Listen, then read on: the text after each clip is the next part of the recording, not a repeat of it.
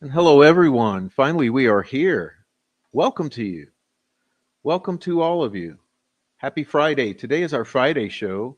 I really love Friday shows, and I try to never miss one. Although I may be spotty on any other day of the week, I try to be here on Fridays. And so today is our Friday, and I welcome you all. Thanks for being here. Uh, Please let others know that we are live here, and we're going to be talking about some things.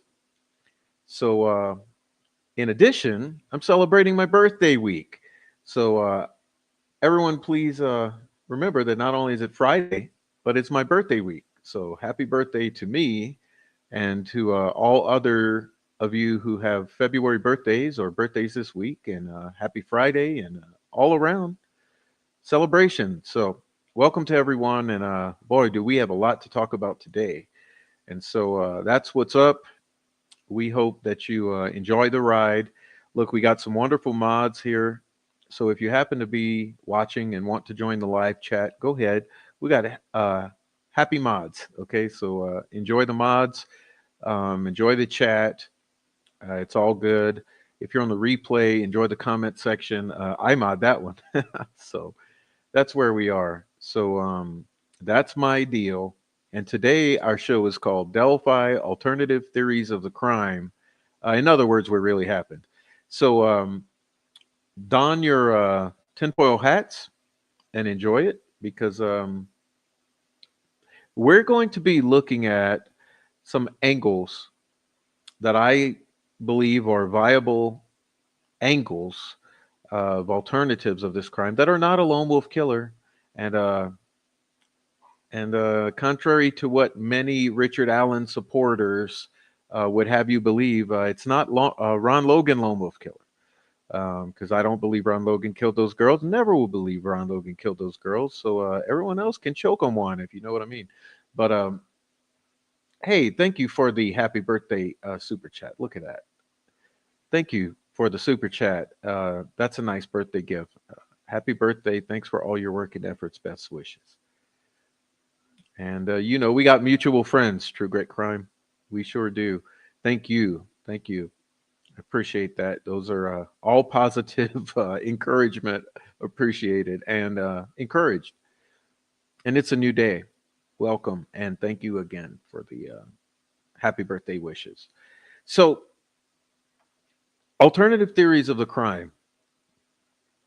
Now, listen, here's the problem. We are in a situation right now. We are. And there's a lot to it. There's a lot to talk about. Boy, I was really wrestling with having a guest panel on. And I don't know, I still may do it at the end of the show if we have time. But I'm telling you, this is difficult. Okay. So it's a difficult situation, it's a difficult conversation, and it's a difficult case. And anyone who doesn't acknowledge that is really tripping balls. This is a difficult case, and you guys know that, especially you long timers. Okay, you guys who've been from the beginning, you know this is a difficult case. Uh, Thank you, Amy. And Amy, I should be paying you. I should be sending you a gift because you're the absolute best mod. Um, but geez, y'all, geez, we're in a situation. Okay, we're in a big situation, and I don't know what this community is going to do. I assume that it's going to keep moving in the direction it has been moving in, which is difficult. It's a fragmented community because of all the difficulties. Um, Listen, you've had liars all the way around, and it's my opinion. From the very beginning, from witnesses to family members to relatives, uh, investigators, now prosecutor and his team, and I think it's just been nothing but deception all the way around. And right now, there's difficulties within this community, and I don't just mean troll farm because troll farm's always going to be there, but I mean the hate watchers. And I just wanted to say that, hey, I'm aware that you are watching. Welcome, hate watchers. I just love having you here. And let me say this: the the difference between you and me is that you come here and hate watch my channel, and I don't watch yours. So welcome, hate watchers. Cheers. Anyhow, let me say hello to everyone. Yes, and by the way, y'all, Christine and Erica are amazing. Let me just stop and say this. See, there's an effort underway right now to discredit a bunch of us, not just the prof, and not just Noe Amos, and not just Skip, and not just Julie. The whole lot of us, there's an effort underway right now to discredit, smear, and discourage us.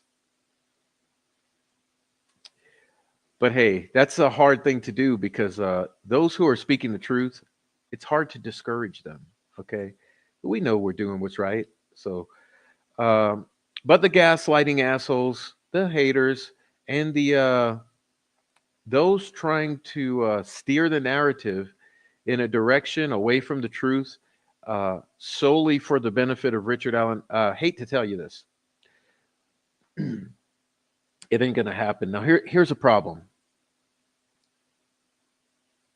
Here's a problem. It's a difficult conversation because I understand that many of you feel very passionately about free Richard Allen. Okay. And there's a difficulty because I have to ask you to honestly ask yourself, if you had a choice between free Rick Allen and the whole truth about Delphi, which would you choose?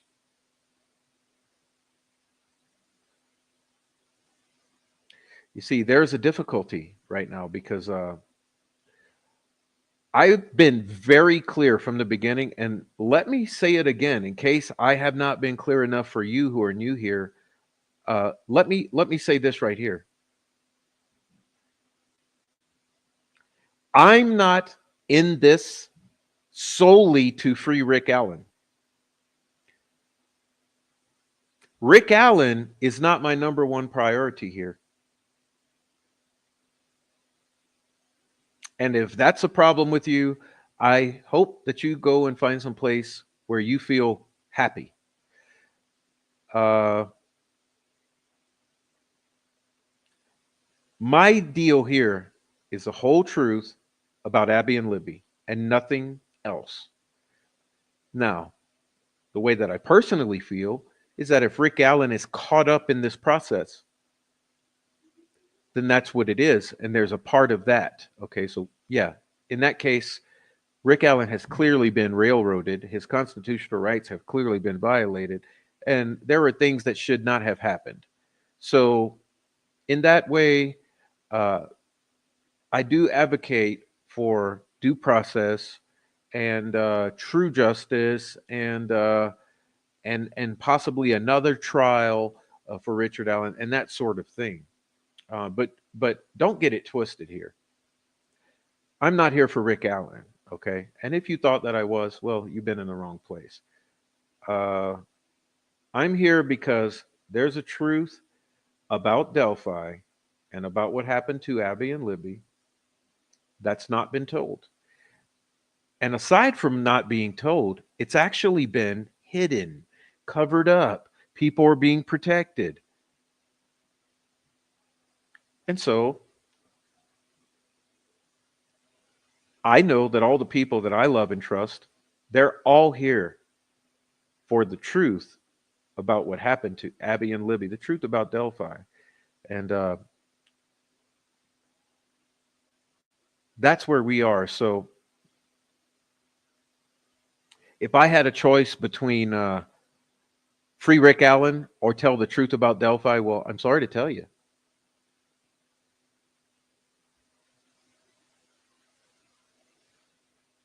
It's only going to go one way, and that's going to be the truth about Delphi.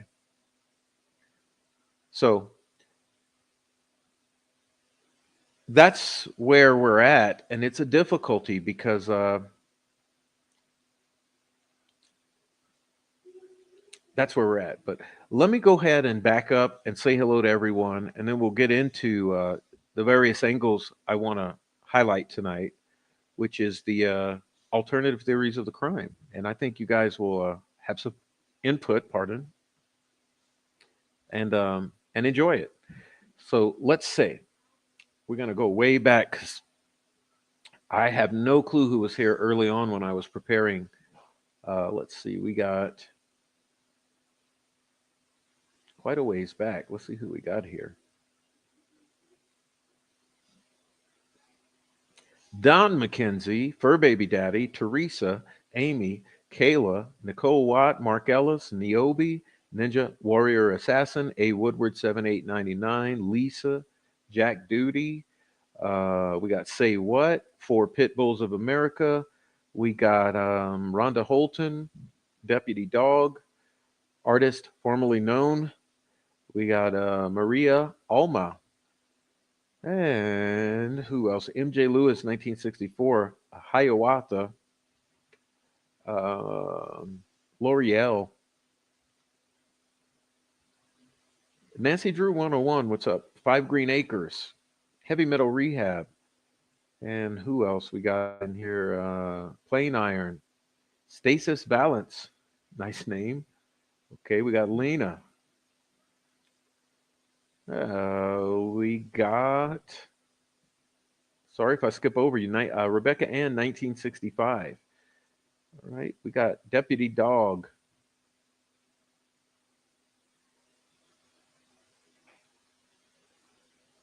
Bonnie is here.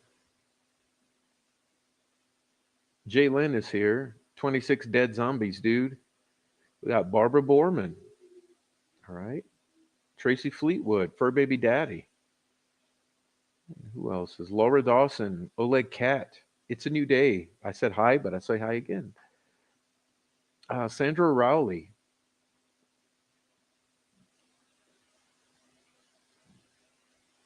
Sweet Dude Shibby.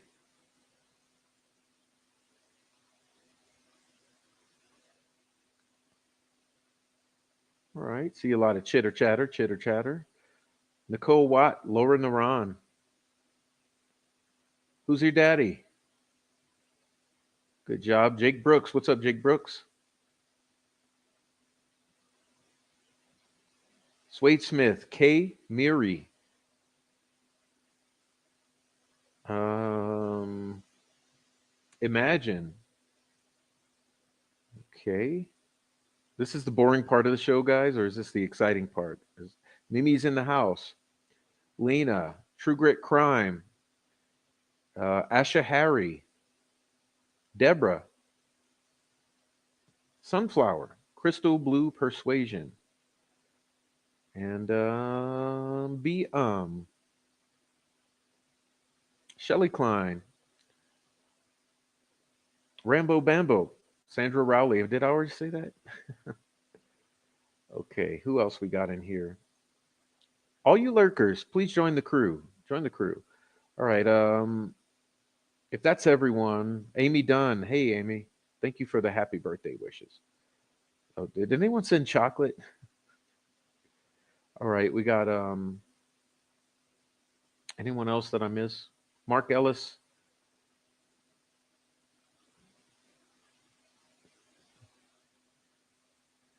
Kelly. All right. Tony Hunt. Sweet and salty. Who knows if I caught everyone? Gretchen Allen. Good. I'm catching yous. All right. I'm catching you. Housebroken. There she is. Debbie Mustard. Auntie K, 723. All right. You guys, please hit the like. Lena is reminding everyone to hit the like. That's a good idea. Please hit the like. Okay. We got a bunch of people saying happy birthday and thank you for that. Okay. Debbie Mustard. All right. We got Frenchie6290. What's up, Frenchie? All right. You got Bill. Mr. Bill, welcome. All right. And David Rogers, welcome. Sons of God, welcome. Uh,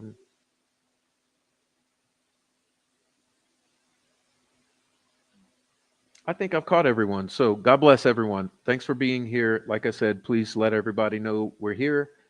We're going to be doing a little survey tonight.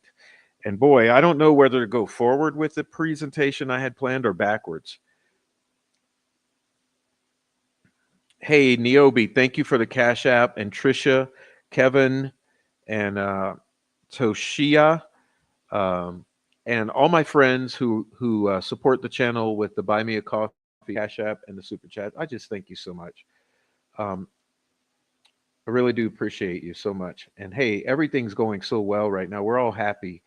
Um, but we are struggling in this community. You know, we're basically we're struggling to try to introduce uh, new evidence.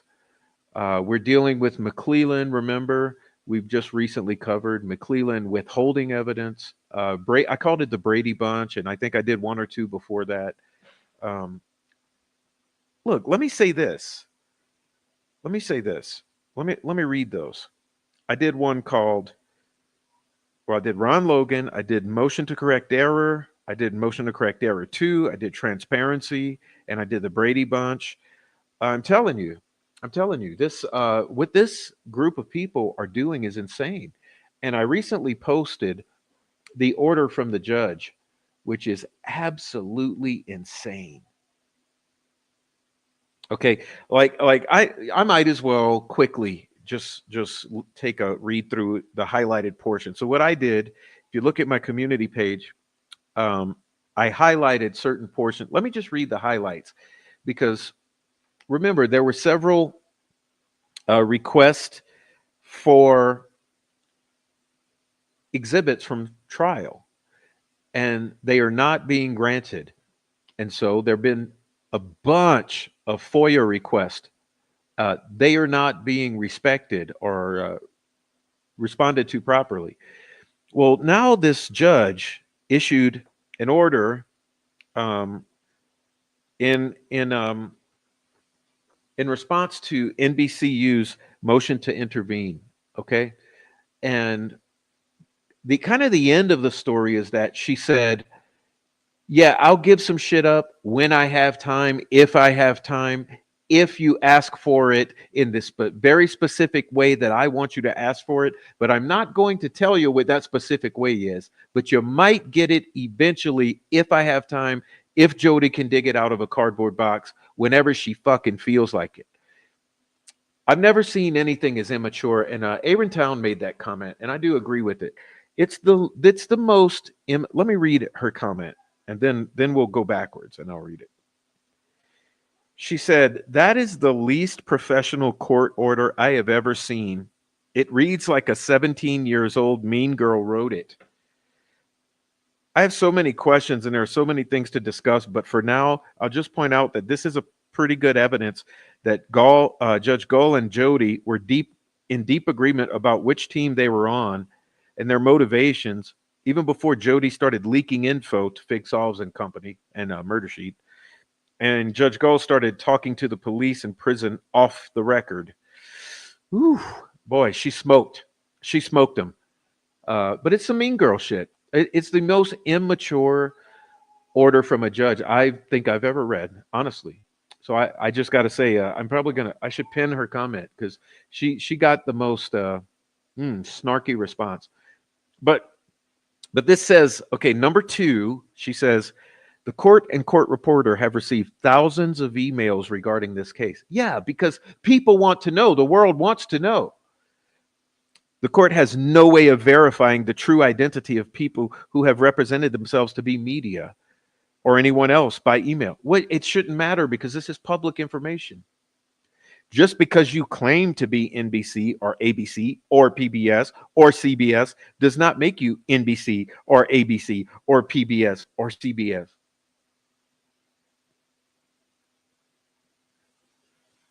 What kind of shit is that?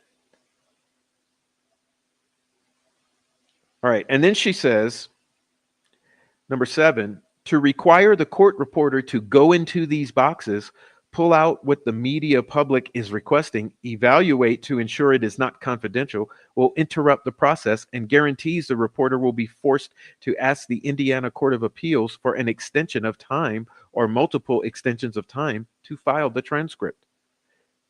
Number eight, the requests for public trial exhibits are vague and overbroad, and do not request with specificity what is being requested. The court reporter will not guess what the media public is seeking.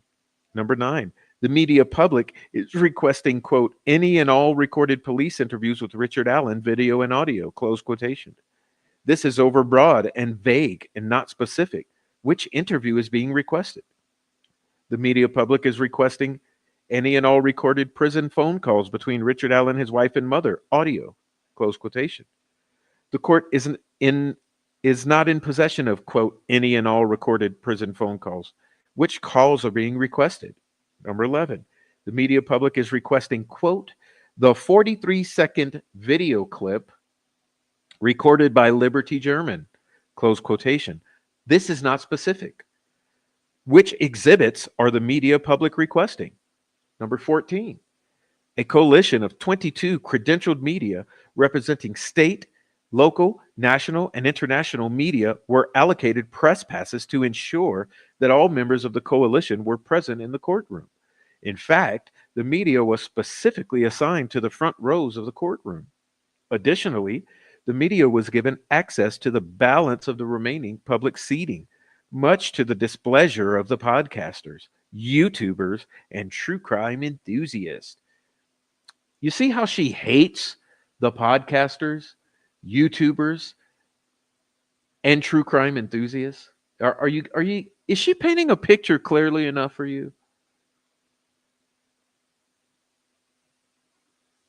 I think she is. I think she is. I think it's a very clear picture. Number 22, if the media public would submit a particularized specific request for an actual exhibit introduced in the jury trial of this matter, the court will make that exhibit available at a date to be determined. Upon the receipt of a particularized specific request for an actual exhibit introduced in the jury trial of this matter, the court and the court reporter will set aside dates and times on its extremely busy calendar to accommodate such particularized request. The media public cannot expect the court and the court reporter to guess what they are asking for in this cause. All right, a few things on that. One, how about we just ask for all trial exhibits introduced in the trial in this matter, ma'am? Can we have all trial exhibits, all actual exhibits introduced at the jury trial, ma'am? ASAP.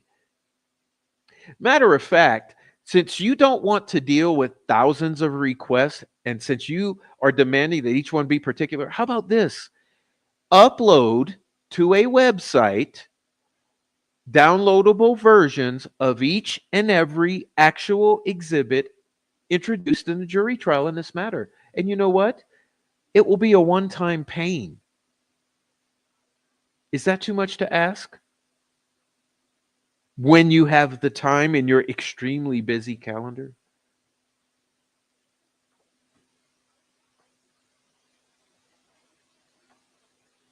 Okay, so that's all I had to say about that.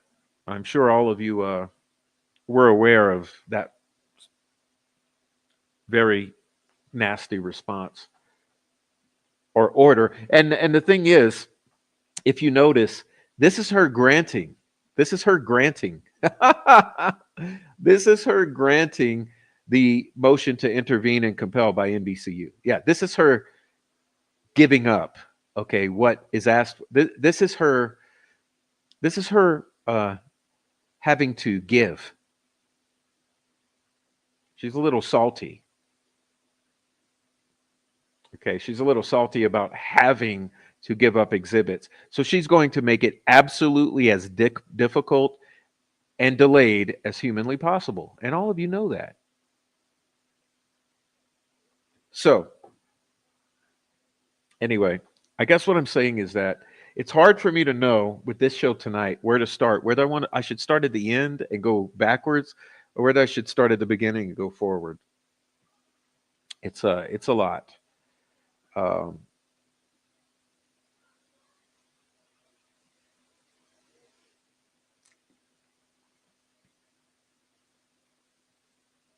but I guess what I'll do is I'll just go at it. Okay, I'll just go at it, and I think that those of you who have been following closely, you might be bored the first 30 minutes or hour, and that's fine. Uh, Go feel free to watch something else and come back in 30 minutes. Uh, but those of you who have not been following extremely closely, we'll get you right up to speed. This is what I think. I think we should get you up to speed with the alternative theories of the crime, and so that's where we are. Okay, so that's what we'll do. Let's see.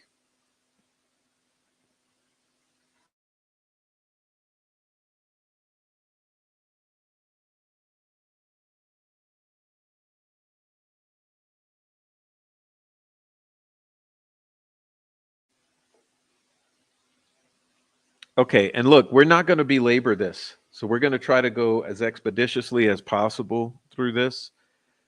But we're going to present to you some angles that you should keep in mind. Because remember, I said how difficult this case is. Part of what's difficult about it is there are so many angles that you have to keep in mind at any one time. It's nearly impossible.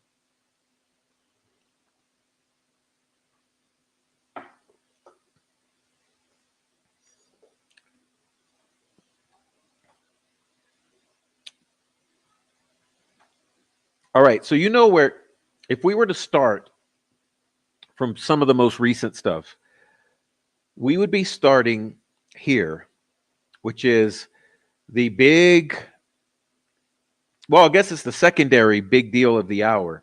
Because what seems to be the current big deal of the hour is ties to Evansdale. And hey, wake up call. I got a tie to Evansdale for you. Yes, that's right.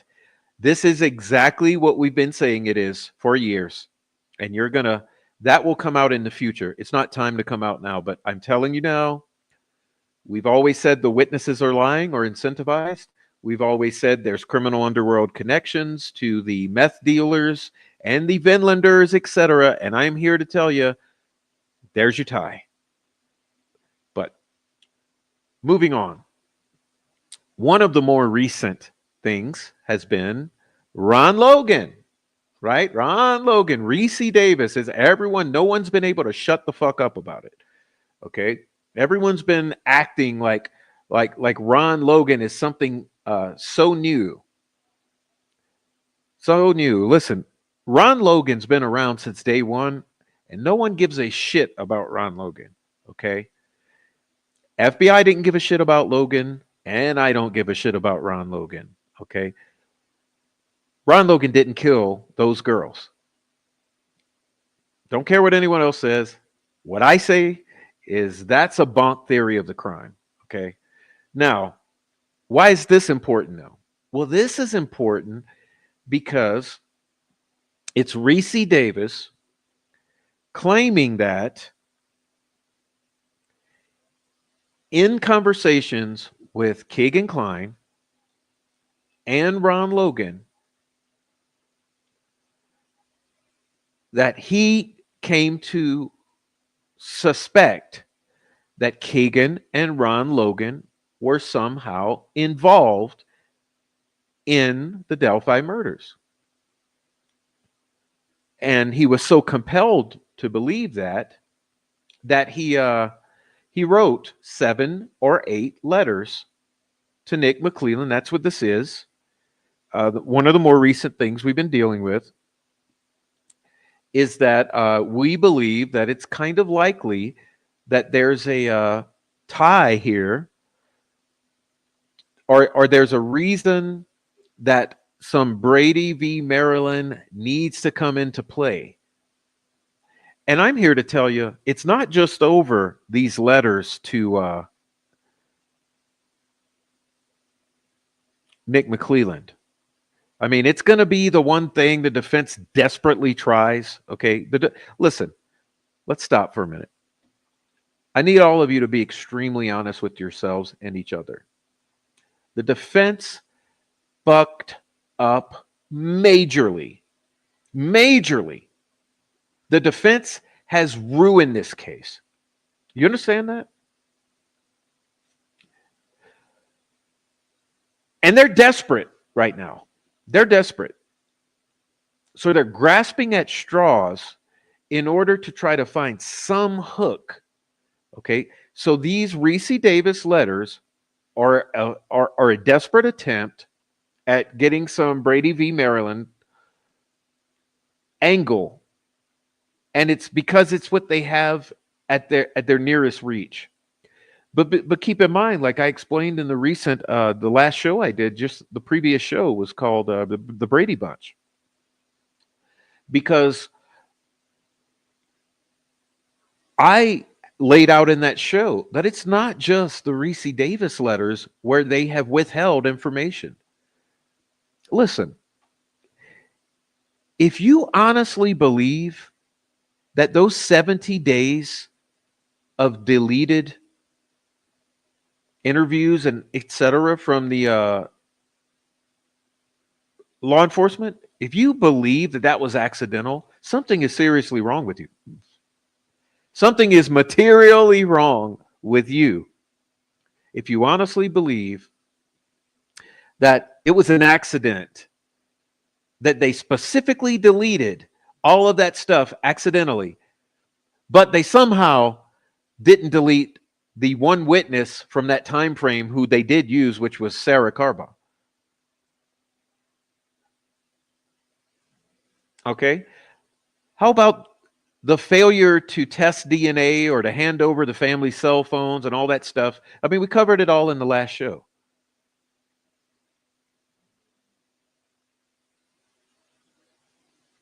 You see, there's been a mountain of Brady violations. But unfortunately, because they did it before they handed over discovery, it's hard to prove. Like, you've got to look at this. See, I understand these lawyers, the lawyers who are bullshitting right now. I understand why they're bullshitting. They only operate within terms of the strategy of lawyers.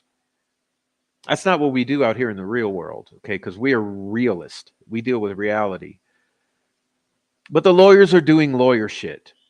All of them, okay? They're only dealing with what was in discovery. They give zero shits about anything else that's truthful about the case.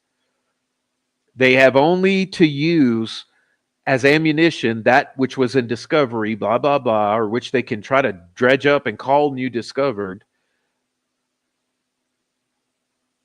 It's a shit show.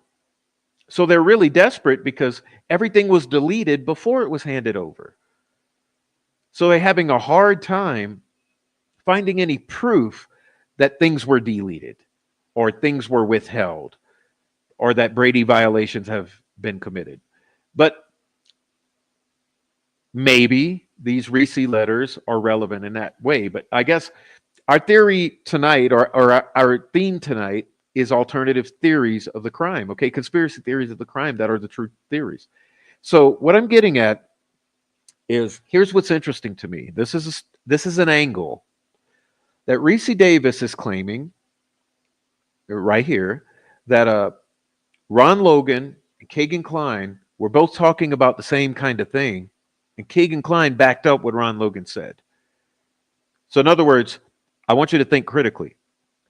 Ron Logan put himself in the situation somehow, which doesn't mean he killed the girls. It means he's putting himself in the Delphi murders scenario. Okay? Kegan Kline, remember, I want you to go back several years. Actually, before the arrest of Richard Allen. Kegan Kline put himself and his father in the Delphi murders scenario. Am I wrong? Am I right or am I wrong? Okay, we had Murder Sheet say it. He said it. He said it to them. We had Joey come out into the world, got out of prison, came on in, and said, "Hey, Keegan said this," and he said verbatim what Keegan told Murder Sheet. Now we have Reese Davis stepping forward. He's saying the same thing that Keegan told Murder Sheet, that Keegan told the boyfriend, that Keegan told Noe. We're getting the same story. So there seems to be several factors of the story where Ron Logan's putting himself in a situation, Kegan Kline's putting himself in a situation. Okay, those are angles. That's what these Reese Davis letters are revolving around. That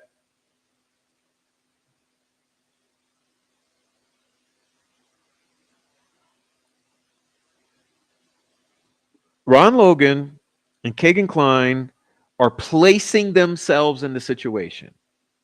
All right. So what we're going to do tonight is we're going to get a basket. Okay, we're going to get a basket. I have it right here. Let's put Keegan Kline and Ron Logan in the basket because they put themselves in the basket. Okay, you get what I'm saying? Okay. So we're discussing all of these various elements that are going to, what's the basket? Okay, the basket is the crime. Okay, the basket is the crime. So right now we have Keegan Kline, Tony Kline, Ron Logan being thrown in this basket that we're calling the crime. Okay? Well, let's take a look at this.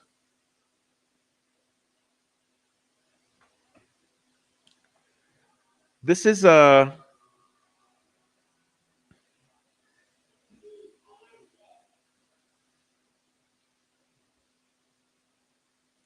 this is the memorandum of law in support of admission of evidence of alternative theories of the crime and third party perpetrators. Okay?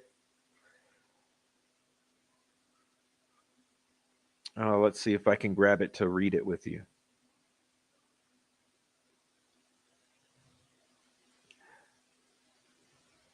Remember, it's a difficult narrative we're going on tonight, a difficult ride. Okay, let's see.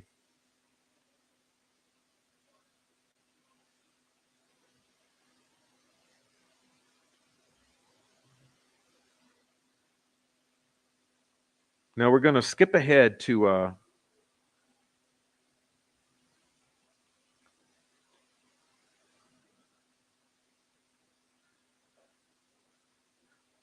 me find the page. It's page 11.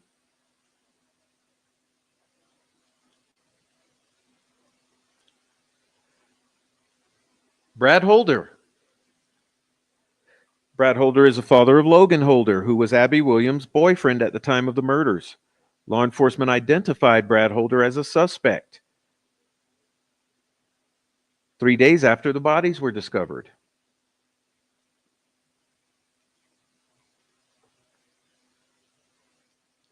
First interview with law enforcement, Brad Holder told officers he had never met Abigail Williams. Second interview with law enforcement, Brad Holder claimed he had difficulty remembering which girl that Logan dated. Holder now remembered that he had supervised one date between Logan and Abby. He then told a different third story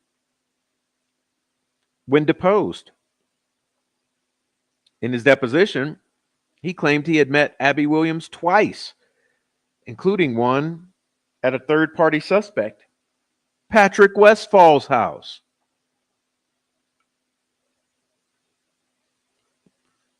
Patrick Westfall had never admitted to police that Abby Williams had ever been to his house.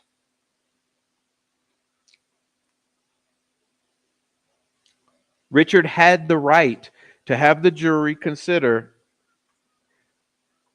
whether his first, second, or third statements about his interactions with Abby Williams were correct.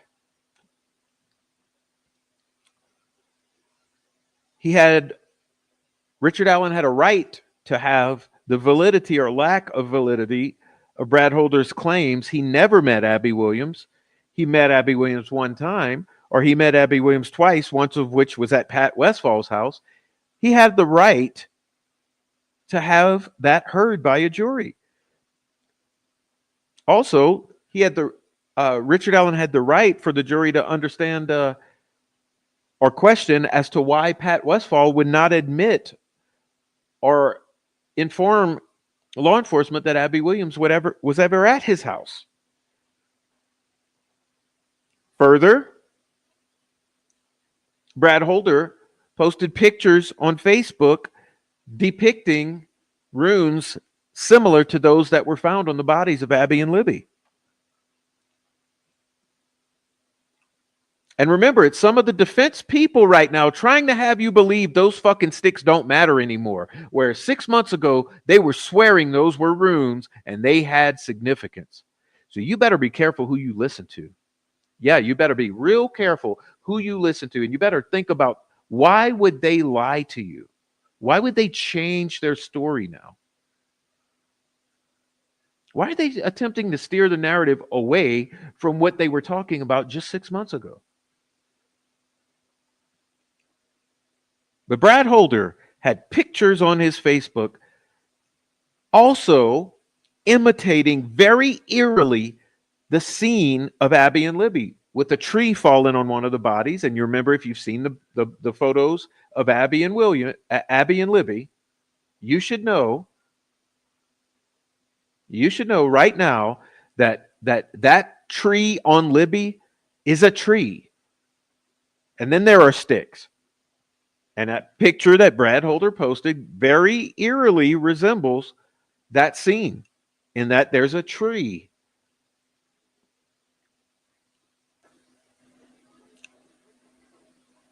And then there's the fact that even Kevin Murphy admitted that the sticks placed on Abby's body and on the pool of blood, two separate formations, matched the temporary tattoo that Brad Holder had inked on his hand a few weeks after the girls were murdered. And that's the one that looks like an asterisk.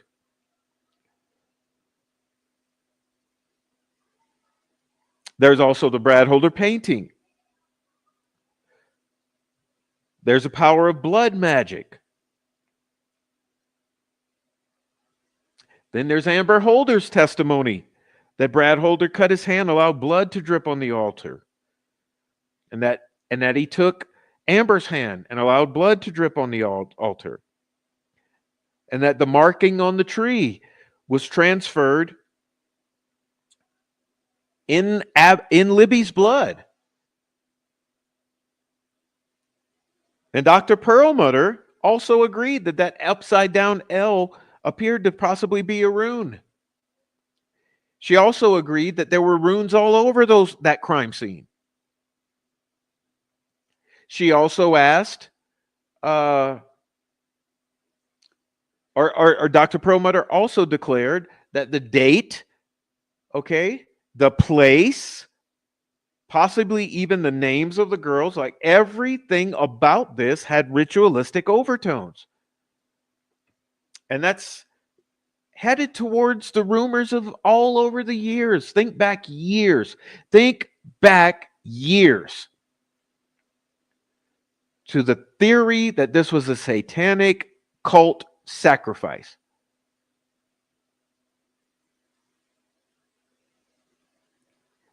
For years, it was said that there were satanic symbols on those girls, and it was a sacrifice.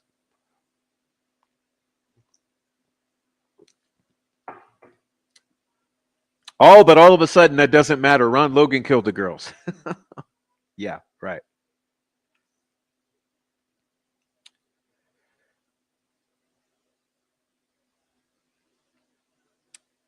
Amber Holder testified that Brad Holder told her, let's read this. You guys got to fucking read, like for real. It's right here. This is page 14. Amber Holder testified that Brad Holder told her that Patrick Westphal and his crew murdered Abby and Libby. Well, his crew were Vinlanders, weren't they?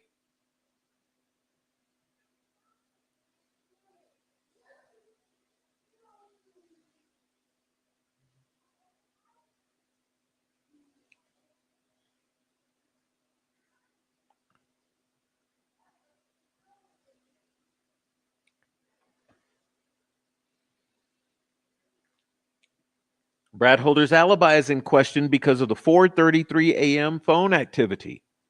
Jerry Holman testified that Brad Holder had an alibi as he left work at 2:45 p.m. and was 40 minutes away from the High Bridge. Christopher Cecil of ISP testified that the phone found under Abby Williams' body did not receive any messages from 4:06 to 4:33 a.m. This suggests that Liberty's cell phone was not connected to a cell tower. Law enforcement's claim that it is the phone, or that the phone remained under Abby's body, from around 3:30 until it was found. However, cutting against the theory is the fact that uh, a police report references Mitch Blotcher's belief that the phone was either no longer in working condition or out of the area. We know from Christopher Cecil that the phone was in working order because it connected to the cell tower at 4:33 a.m. on February 14th.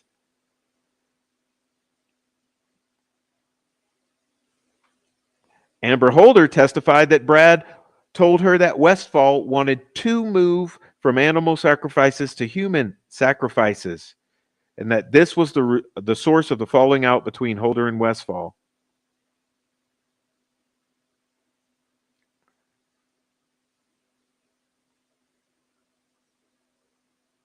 All right.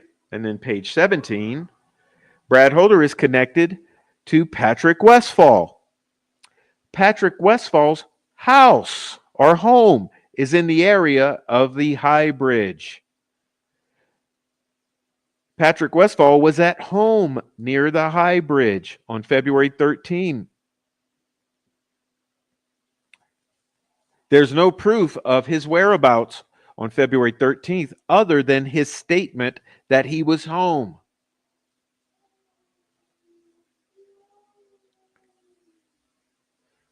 To date, law enforcement has provided no concrete evidence of Westfall's whereabouts on February 13th, 2017. Brad Holder and Patrick Westfall knew each other from an army deployment in Afghanistan. They both practiced as a true. They were members of a small kindred and affiliated with the Vinlanders.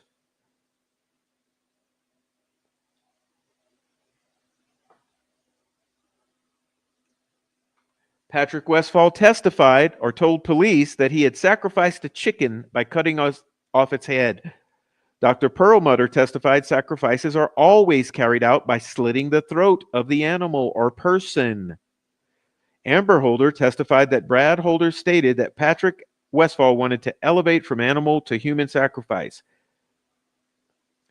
Furthermore, Patrick Westfall, from his interview on August 17, 2023, acknowledges that as a true worship takes place in a clearing in the forest. This is consistent with Dr. Perlmutter's testimony that rituals occur in open space clearings in the forest. This creates an inference that Patrick Westfall was involved in the murders of Abby Williams and Liberty German, and that they were sacrificed in an Asatru Norse pagan Vinlander type of ritual. Elvis Fields. Elvis Fields is a suspect who was investigated in this case by law enforcement.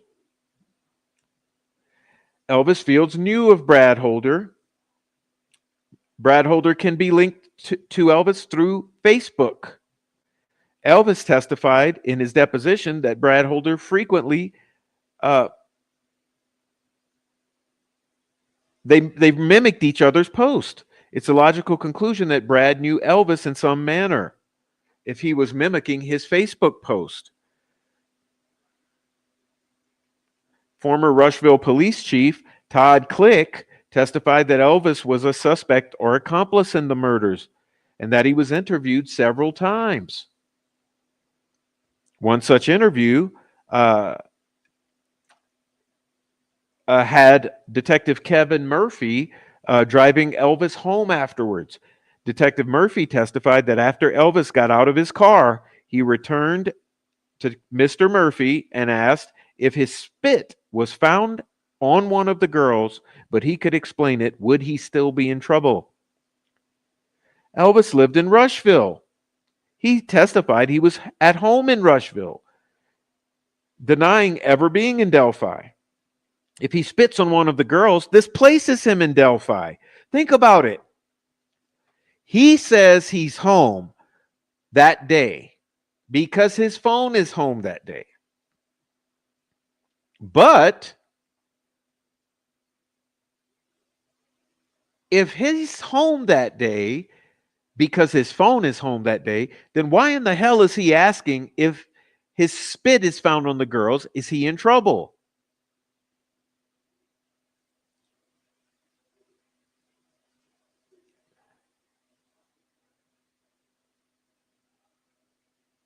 All right. But remember, it's not just Elvis. His sisters both reported him to law enforcement for statements he had made. We'll get to those momentarily. Rod Abrams testified that at the time of the murders, Ned Smith drove a white pickup truck and that sometimes Elvis Fields drives a white pickup truck. Tina Garrison saw a white pickup truck at the old CPS building at 4:20 p.m. the day of the murders.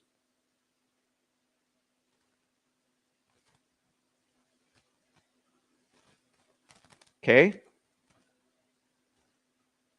When Kevin Murphy studied Elvis Fields' use of his telephone, it shows regular use throughout the day. But oddly enough, on February 13th, 2017, it shows no use of his phone from 10:30 in the morning till 7:30 p.m.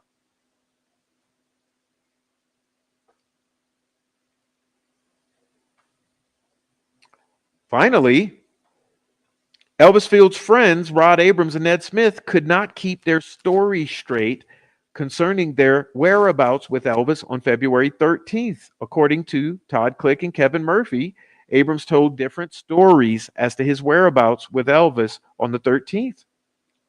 In one story, he, Elvis, and Ned Smith are all in Muncie at a hospital visiting a friend.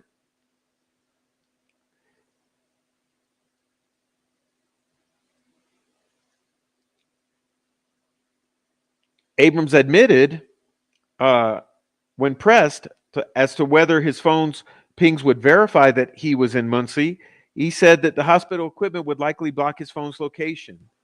Abrams and Smith claimed that Elvis was with them that day. Elvis denies that he ever left Rushville. Yet Murphy testified that Elvis's phone records showed that the man who was consistently using his phone on any given day did not use it at all between 10:30 and 7:30 on February 13th. That's a period of 9 hours. It's roughly a 2-hour drive from Delphi to Rushville. That's 4 hours round trip. That leaves 5 hours to fuck around.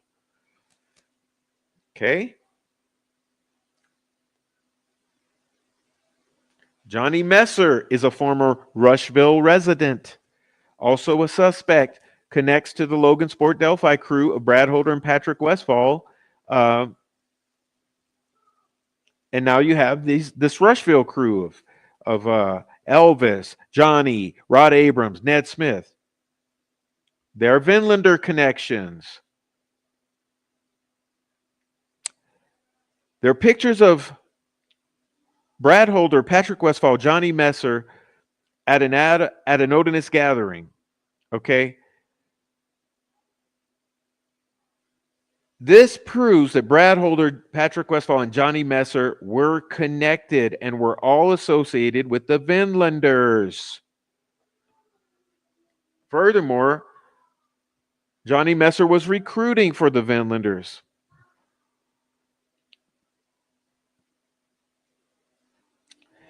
Elvis previously had lived with Johnny's uncle, Billy Messer, in Rushville.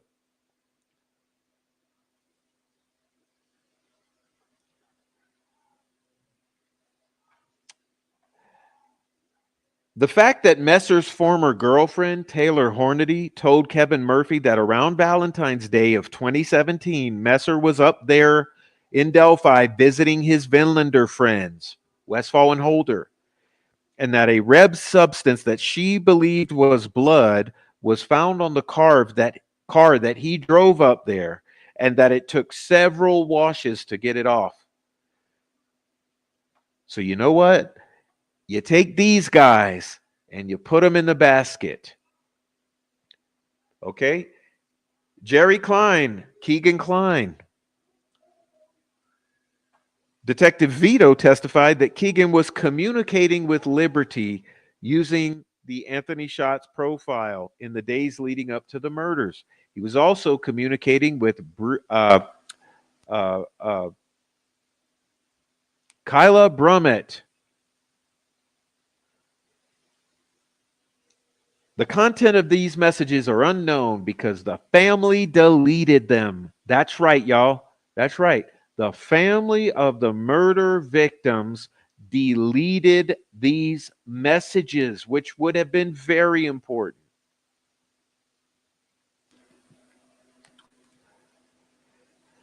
David Vito testified that Keegan Kline admitted driving to Delphi, Indiana with his father, Tony Kline. So it's not just Murder Sheet. It's not just Noe Amos. It's not just other prisoners. It's to Indiana State Police Detective David Vito himself that he admitted driving to Delphi with Jerry Anthony Kline on February 13th, and that Keegan Kline waited in the vehicle while Jerry Anthony Kline went into the woods where Abigail Williams and Liberty German's bodies were found. Keegan stated that when Tony Kline returned, he had blood on him. Roland Purdy testified that Keegan admitted that they discarded a knife in a river when they were driving home. And I told you before, the police searched in the wrong spot on the wrong, in the wrong spot on the river. Okay, off the wrong bridge. Ron Logan. Bodies of Abby and Libby were found on Ron Logan's property.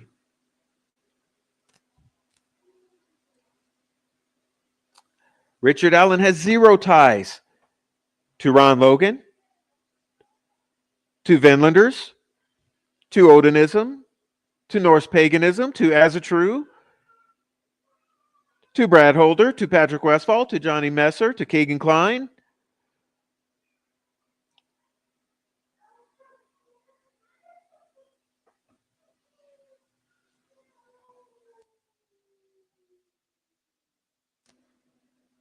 There's absolutely no evidence of Mr. Allen's motive to commit the crime. However, there is motive on the part of Patrick Westphal, Brad Holder, and others. Keegan Kline, Tony Kline, this one and that one, and they all then the fucking kitchen sink. Brad Holder knew Abby as his son was dating her at the time of the murders. He had supervised them on at least 2 dates. Remember, one of which was at one of the times being at Pat Westfall's, which means Pat Westphal knew Abby Williams.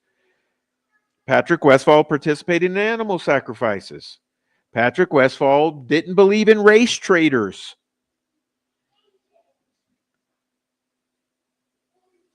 This provides more of a motive for Brad Holder and Patrick Westphal and all of the other guys.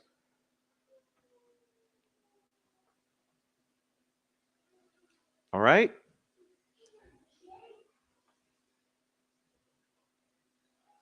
Now let's look at the Franks memorandum.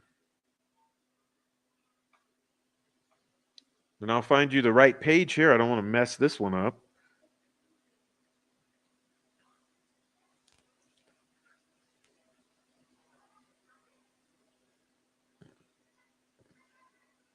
All right.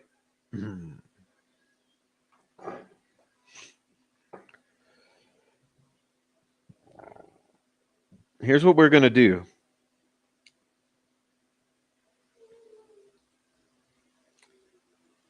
We're going to read some quotes.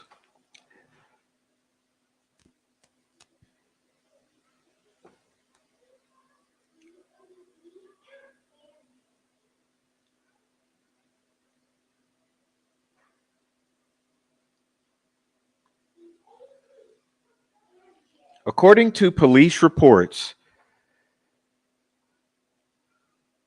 Brad Holder told his wife that Westphal and his people killed Abigail Williams and Liberty German because one of their mothers was mixing with other people outside the mother's race. Let's say that again for the idiots in the back. Oh, let me get you to the page because I want you to see this too, so that you understand I'm not making shit up for you to understand for you to hear here. Here we go. I'm reading from the first full paragraph. According to police reports, Brad Holder told his ex-wife Amber Holder that Westfall and his people killed Abigail Williams and Liberty Germans because one of their mothers was mixing with other people outside the mother's race. Furthermore, Unified Command was aware that Brad Holder had told Amber Holder, "I can only protect you so much if you keep asking questions." Brad Holder further told his ex-wife Amber that Patrick Westfall had many people backing him up and that Westfall had powerful friends. Excuse me, what are we always talking about here?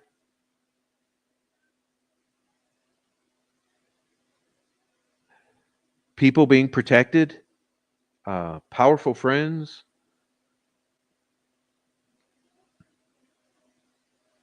Liggett knew this information for more than 3 years before he sought a search warrant for Allen's house.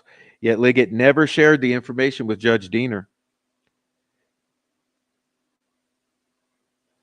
Additionally, Westfall provided a very weak alibi as to his whereabouts, telling law enforcement that he was at home.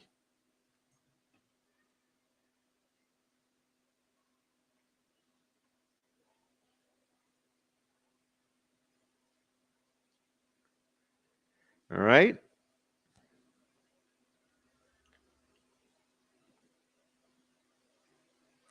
Now we're going to skip ahead to page 55.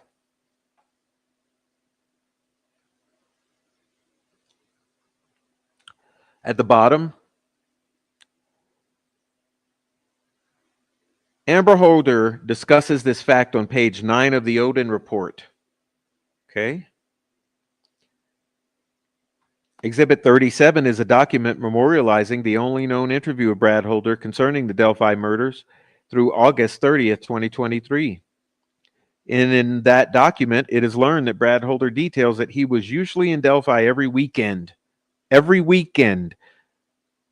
Brad Holder details that he was usually in Delphi every weekend, visiting Patrick Westfall and attending, as a true, religious ceremonies at Patrick Westfall's house, usually on Sundays. Question for you. When was the 12th of February? Hello? When was the 12th of February, 2017? As a true is interchangeable with Odinism.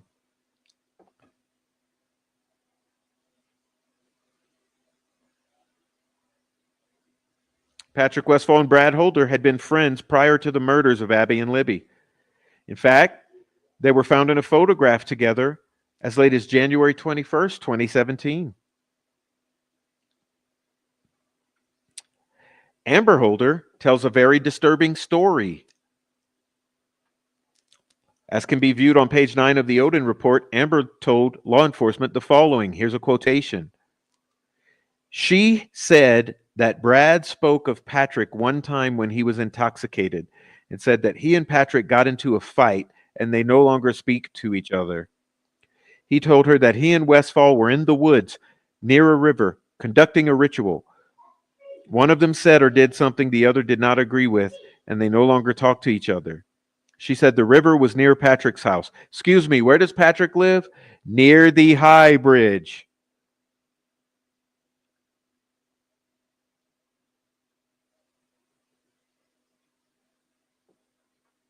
The address where Westfall was living at the time was 3 miles, or roughly a 7-minute drive, to the cemetery. Remember, the same cemetery that Keegan Klein said that he waited in while his father, Tony Klein, went down to the crime scene.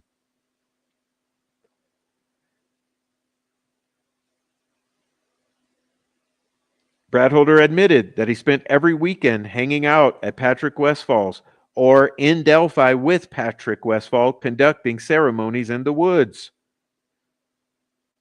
However, after February 13, 2017, they were no longer friends.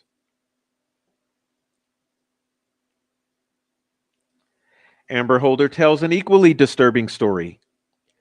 When interviewed a second time, Amber discussed another conversation she had with Brad. She had gone into Brad Holder's house to visit him. While the children were upstairs, she inquired about Patrick Westfall, under the ruse that Amber's girlfriend had a date with Patrick. This is what's contained on page 10 of the Odin report. Brad became, quote, very nervous and told her that she needed to stay away from Westfall or she would end up dead, quote. She said that Brad told her Westfall and his crew were responsible for the murders of the girls in Delphi, close quotation, and a fire that killed 2 girls. I asked her if she knew of the fires in Florida that killed 4 girls, and she said she was not familiar with any fires that killed any children until Brad mentioned it. She said Brad may have been talking about that fire, but had the number of killed girls wrong. She said Brad told her that Westfall and his crew had friends in several states, and they have no problem killing race traitors. I asked her to clarify race traitor, and she believed it meant white people who mix with other races. Oh, that's exactly what it means. Amber said that Brad told her that Westfall belonged to a group called the Vinlanders in 22. Brad told her that Westfall had many people backing him and powerful friends, close quotation. She said Brad was very nervous while telling her these things and was whispering like he was fearful someone else would hear. Throughout the conversation, Brad was constantly telling her to stay away from Patrick Westfall, that he had killed a lot of people and it didn't matter if they were innocent or not. She truly believes Brad is scared of Westfall. Prior to Amber leaving, she said Brad told her to stay off of Westfall's radar. I can only protect you so much if you keep asking questions.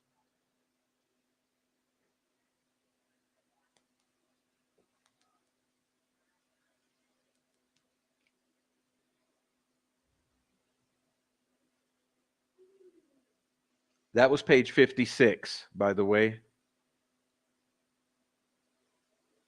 Now we're going to go on to, let's see.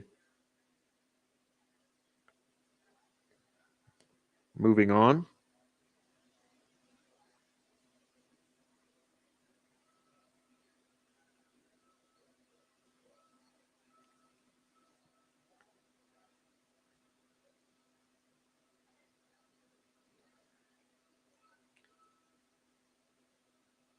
Let's see. Sorry, I'm looking for a specific quote for you.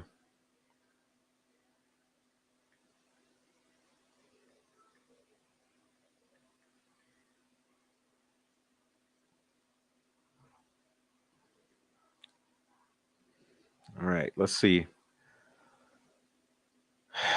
Okay.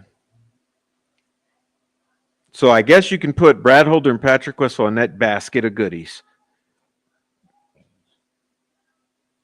All right, now we're going to page 90. 91.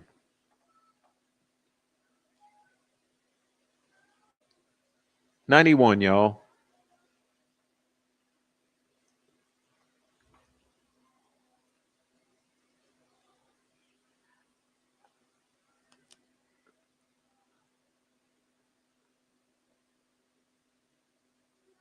Mary Jacobs told law enforcement that on February 14th, 2017, Elvis Fields was rambling, hyper, and borderline incoherent. Now think about this. Elvis, this is her brother. Okay, you guys, look, let me pull this down a minute. I want you to really think very clearly. This is her brother, sister and brother, right? So don't you think that a sister would understand a brother's baseline and then understand a deviation from a baseline? So the sister is going to take note of the deviations from the baseline behavior. So this will not be baseline behavior. So that's why I think this part is important, and it's important to understand that. Okay? So notice that She makes mention that on February 14th, 2017, Elvis was rambling, hyper, and borderline incoherent. Now, do you think she would say that every day about Elvis?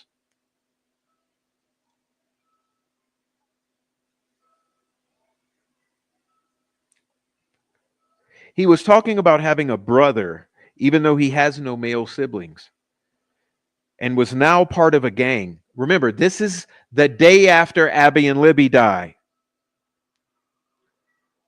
Are you understanding what I'm saying? This is the day after Abby and Libby die. He's borderline incoherent, rambling and hyper, saying he has a brother now, he's part of a gang. Elvis told Mary that he had been on a bridge with two girls that were killed. Hello, people. The day after the murders, not a year after, not 3 years after, the day after the murders, he's borderline incoherent, rambling, and hyper, above baseline, telling his sister he has a brother, he's part of a gang, he had been on a bridge with two girls that were killed. Someone named Abby was a pain in the ass and a troublemaker. She and Elvis tried to give, she said Elvis tried to give her a blue jacket.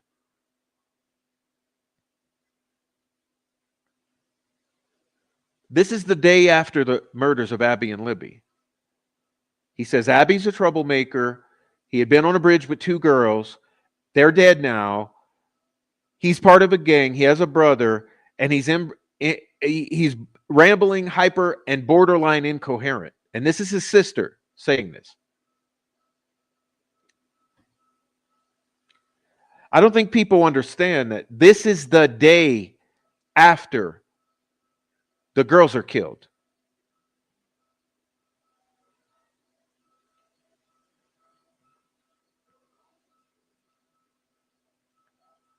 Sometimes 2 to 3 weeks after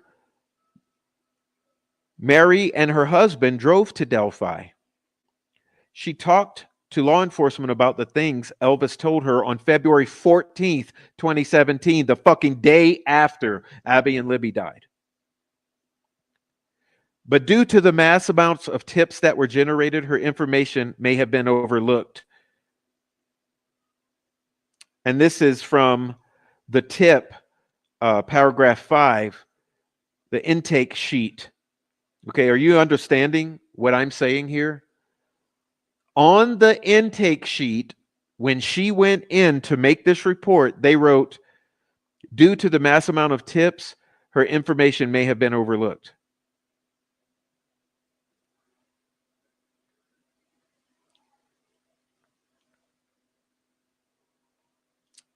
So in December of 2018, she enlisted the help of an acquaintance of hers named Misty Moore. Since law enforcement had not followed up with her from such a fucking concerning tip, and she was still concerned, Misty Moore worked for Homeland Security out of Greenfield, and Mary was hoping that Misty could assist in locating someone from law enforcement to actually look at Elvis. She talked to Misty Moore, who passed the information to proper law enforcement channels. In January 2018, Mary Jacobs was interviewed. She was given a polygraph by the dead woman.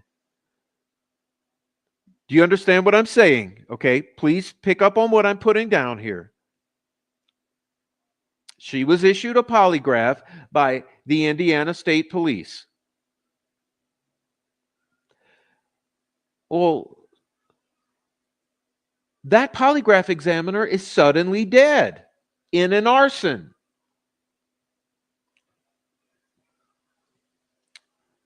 Mary passed the polygraph. Hello? Mary passed the polygraph that on the day after the murders, Elvis was acting fucking crazy. He said he had a brother. He said he's in a gang now. He said that he was with two girls on a bridge who are dead now, and that Abby was a troublemaker.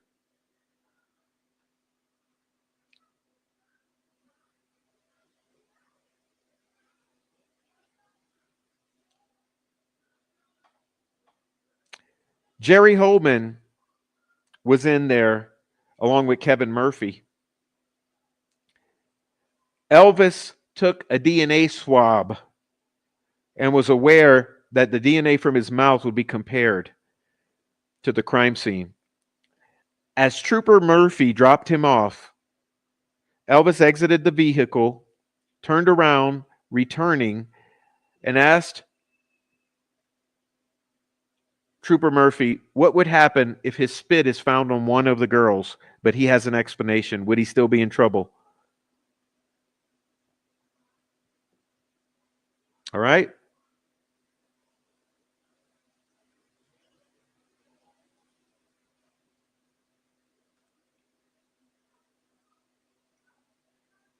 Trooper Murphy immediately called Unified Command and gave the information to Detective Jay Harper. This is from Kevin Murphy's deposition. And hey, it don't end there. It doesn't end there. It gets better.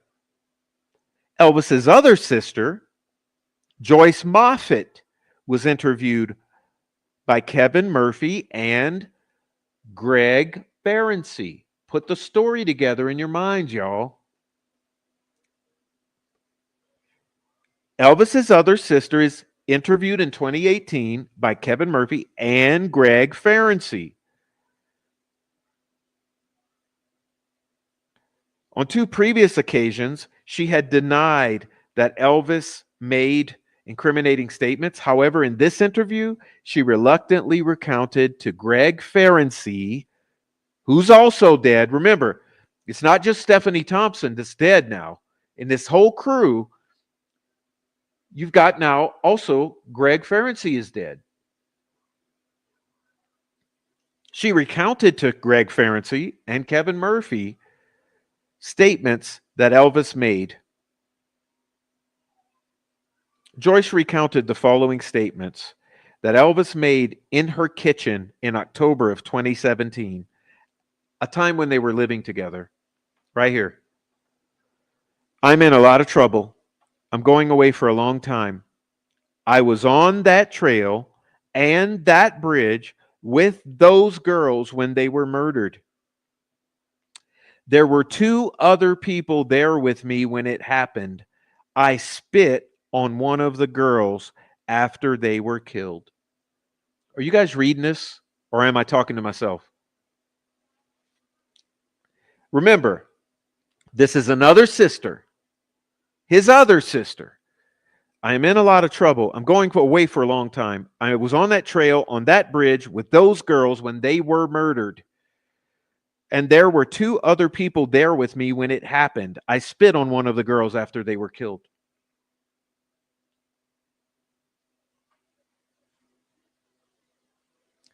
Furthermore, Elvis lied to the police, claiming he did not know Johnny Messer. Even though Johnny said not only did he know Elvis, but Elvis was interested in joining the Vinlander crew.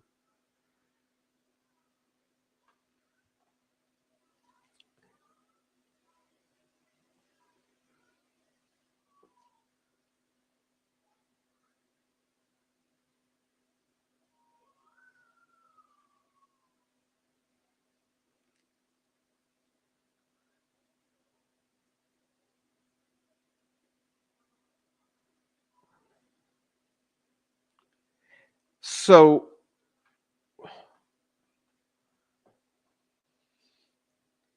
what am I saying? All right, we have this basket, right? Who's in this basket? Who's in this basket right now? You've got Ron Logan, right? We put Ron Logan in there. We put Kagan Klein in that basket. We put Tony Klein in that basket. We put Brad Holder in that basket. We put Patrick Westfall in that basket.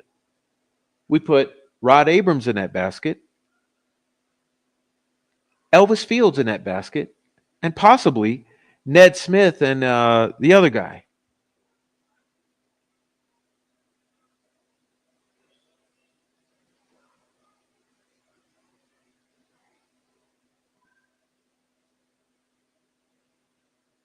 All right.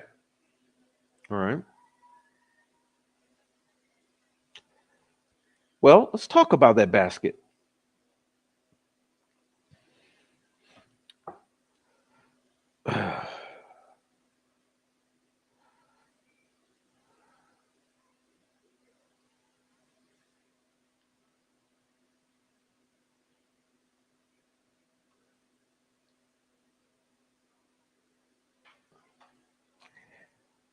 Ashley Garth, Christopher Mathis, Dale Babcock Jr., Garrett Kurtz, Harley Babcock, Jason Palladino, Jasmine Parker, Michaela Babcock, Mickey Hiddle, Mark Palladino, Nick Edwards, Sheena Cottrell, Dylan, Talitha Beckley.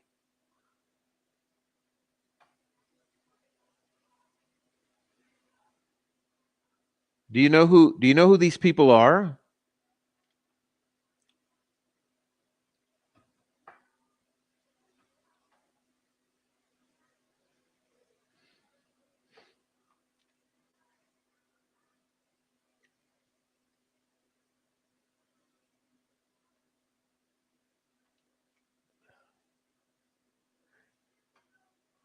Tina says her daughter, Megan,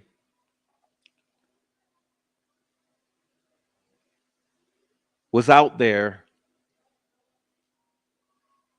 the day before this supposedly happened, and during and after. Okay?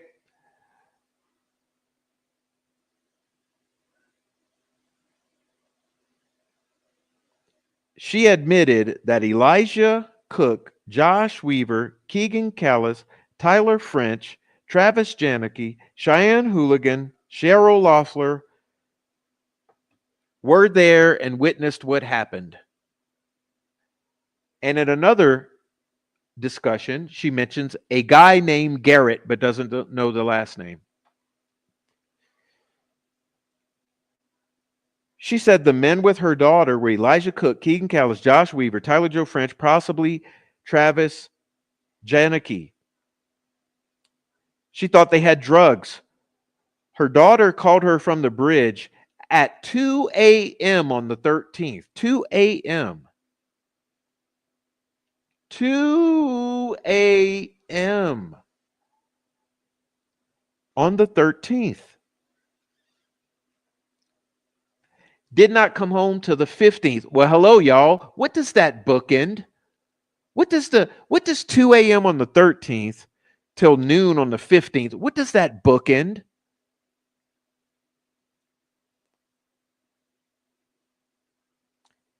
She alleges her daughter was raped and beaten by some men as part of an initiation, rumored for the sons of Odin or whatever. Oh wow, that word again. Odin, Odinus, Vinlanders, gang, initiated. Isn't that what fucking Elvis said? Initiated, gang.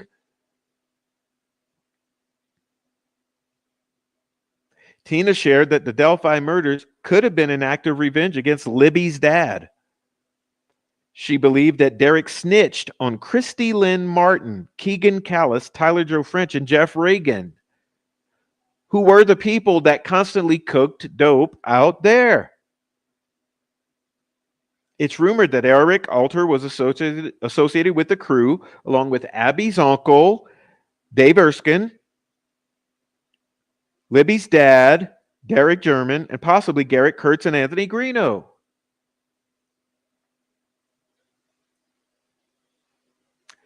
Tina said that Cheyenne and Cheryl were there with the group and may have witnessed the crime.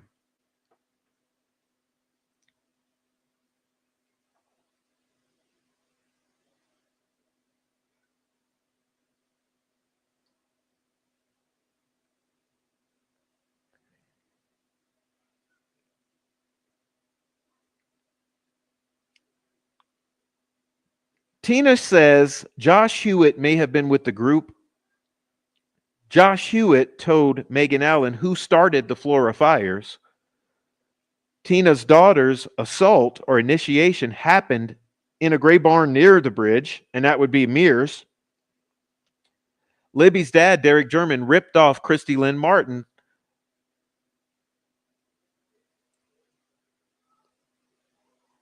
There were rumors that they were at the bridge camping out the night before. That's Sunday. When did Brad Holder go to Patrick Westfall's for fucking meetings in the woods?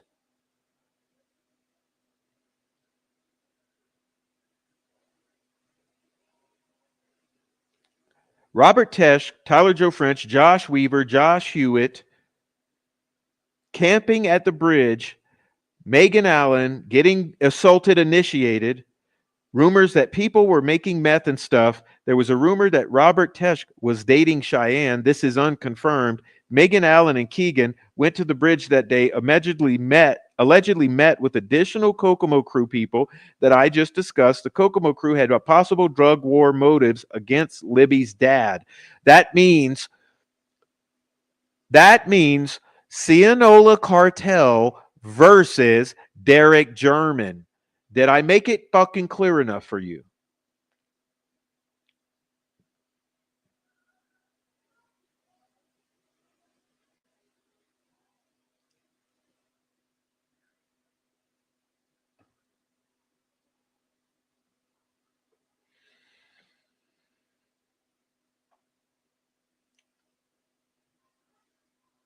Eric Williams, a relative of Anna Williams, the mother of one of the victims.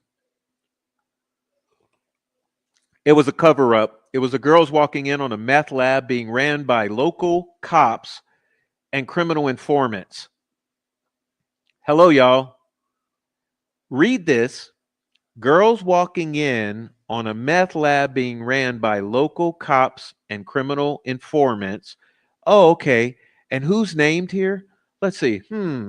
Garrett Kurtz, Jason Palladino, the Babcocks, Palladinos, Nick Edwards, Sheena Cottrell. Oh, I see. And who else? Oh, yeah, that's right. Elijah Cook, Josh Weaver, Keegan Callis. Yeah, uh-huh. Robert Tesh, Tyler Joe French, Kokomo crew, drug war motives against Libby's dad. Girls walking in on a meth lab. This whole crew is out there. Remember, we've got Ron Logan. We've got Keegan Klein, Tony Klein. We've got Patrick Westfall, Brad Holder, Elvis Fields. Now we got these guys, right? Is it starting to sound like the pig roast to you?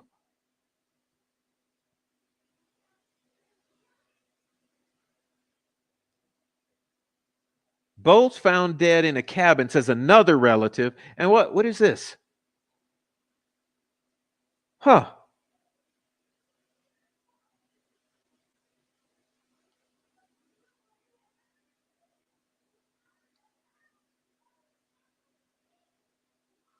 You know what this is right here?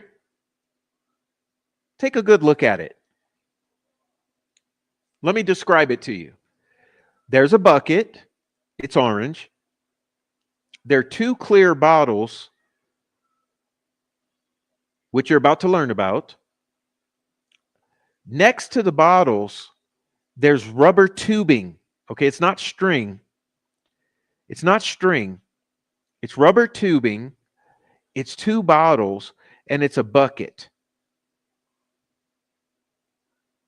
Okay? This is a zoom in from this. You see? It's a meth lab. Hello. Listen, I got to say it for the slow people. The girl's walking in on a meth lab. And what does this say? All these people? And the girl came back. She was methed out of her mind and all raped and shit. Okay? And what is this? All of a sudden I get a tip. Because I get tips all day, every day. I get tips all day, every day. You can stir in that plastic bucket. When you say pot, that implies a metal container which is not used in stirring. Those 2-liter bottles are blow-off jugs. Mix salt with liquid fire or clobber. This will create a smoke-like reaction that's gently blown using tubing into the ether from the seed jar, usually inside a gallon baggie. When the smoke hits the ether, your end product will fall like snow or snot to settle at the bottom of the baggie. When it stops reacting, drain off the excess ether, let it dry and get high. The drained ether is saved for seconds and will be hit again with new salt LF setup. Okay, you see that? Let me read it again while you look at the photos. You can stir in that plastic bucket. When you say pot, that implies a metal container, which is not used in stirring. Use a plastic bucket. Those 2-liter bottles are blow-off jugs. Mix salt with liquid fire or clobber. This will create a smoke-like reaction that's gently blown using the rubber tubing. You see the rubber tubing? Dude, we've got the bucket, the blow-off jugs, the rubber tubing.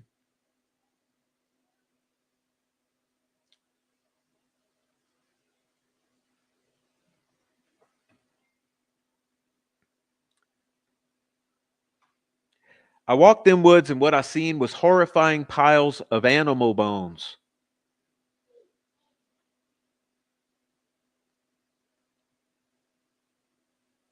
Multiple types of animals. Deer heads hanging in multiple trees. This crime was practiced on animals and led to human life. I pointed it out to the police at their search party, but none seemed concerned. There was quad tracks leading away from the bridge to a farmhouse. Again, officials seem not to care. But they have audio and DNA but can't catch him. They know who he is and refuse to charge him for the fact that it will ruin a family name that has stature in Carroll County. They can find extreme terrorists but not a murderer. Come on, people. It's not that they can't, it's that they refuse to. I walked in woods, seen horrifying piles of animal bones, multiple types of animals, deer heads hanging in multiple trees. Oh, really? Something like this? Something like this? Huh.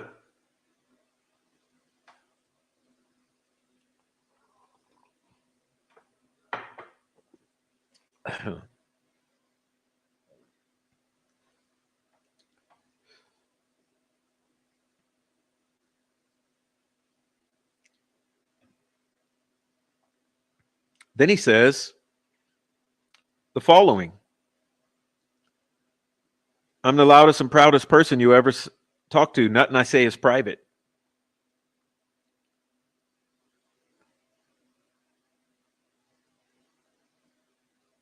That's Honor asking the most 5-page question you've ever seen. But he says, honey, I hate to say it, but you'll never find the truth because it's a cover-up. The sheriff and every law enforcement agent in Carroll County is as dirty as they come.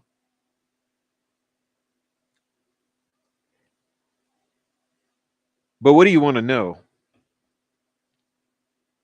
Now, this is a separate response from the one I just read. Tell me about what you saw and why do you think it's been covered up? Piles of animal bones, skulls hanging in trees, fresh tracks leading from the creek to the house on the top of a hill. A bunch of cops and firemen that had no concern when I told them what I saw.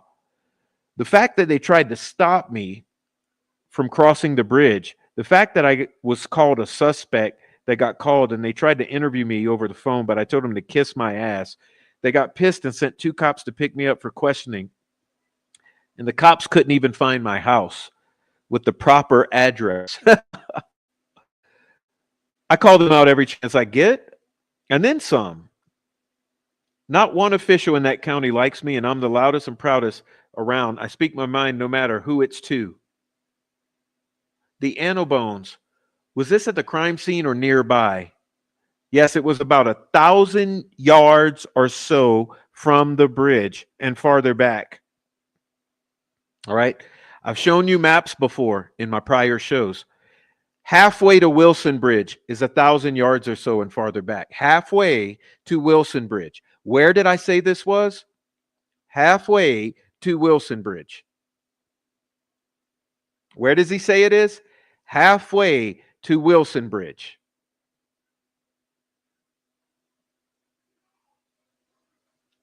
Halfway to Wilson Bridge in Delphi.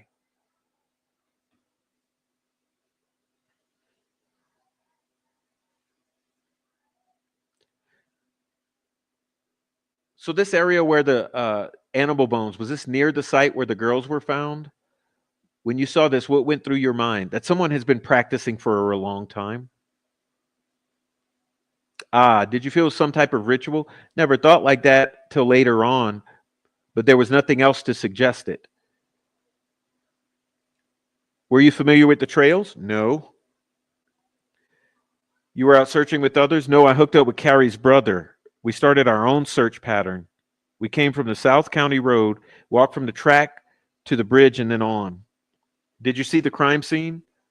I feel like the actual crime scene is in the shed on the top of the hill, but we called our search off. The girls were found the next day where we already looked. Where we already looked.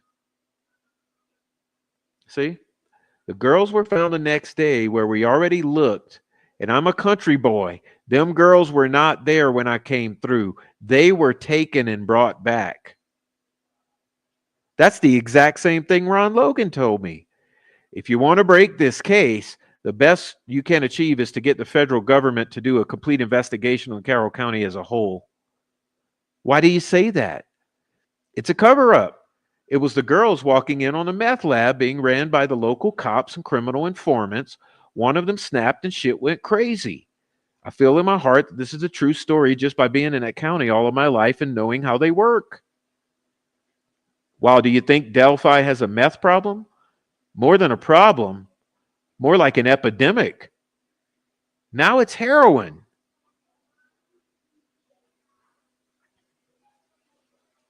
I've been researching this case for about 9 months, and every corner I turn, methamphetamine rears its ugly head. That's the main culprit. Eric, do you mind if I share this conversation with my group? The police make a lot of money by letting the perps get away with it. You see, the police make a lot of money by letting the perps get away with the meth. So they bust the little guys. Share away. The police make, okay, let's back it up so we can get his theory down.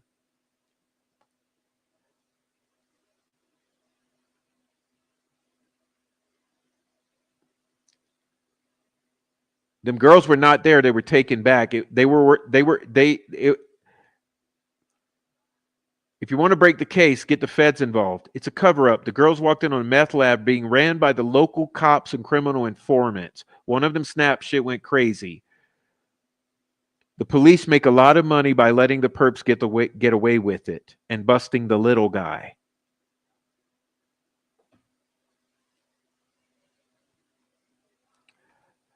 I think it was a law enforcement officer that killed them girls in Flora and the two in Delphi. I think it was an officer who killed them girls in Flora and the ones in Delphi, just because I've seen firsthand how they treat a murder case. Question. Whose DNA was found on them girls?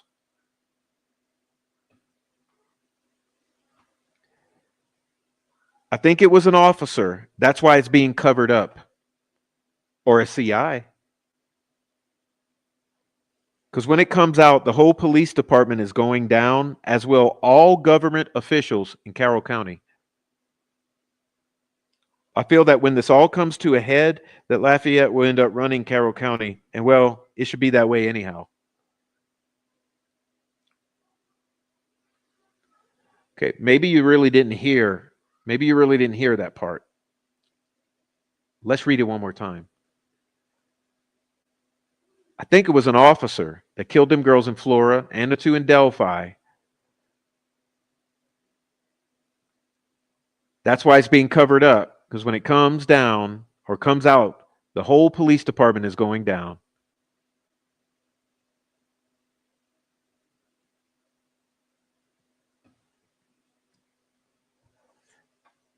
So what are you saying, Prof? Why all this Eric Williams stuff? Well,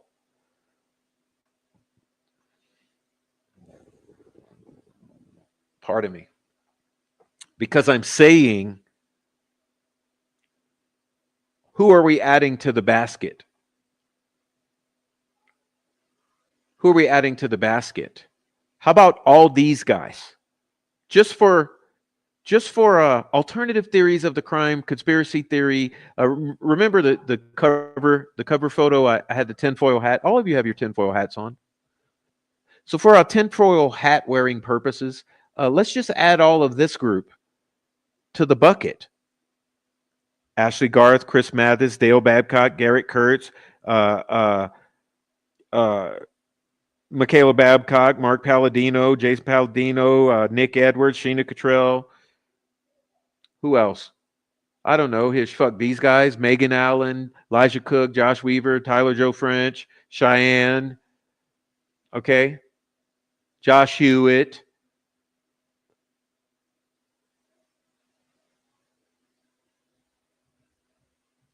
All right.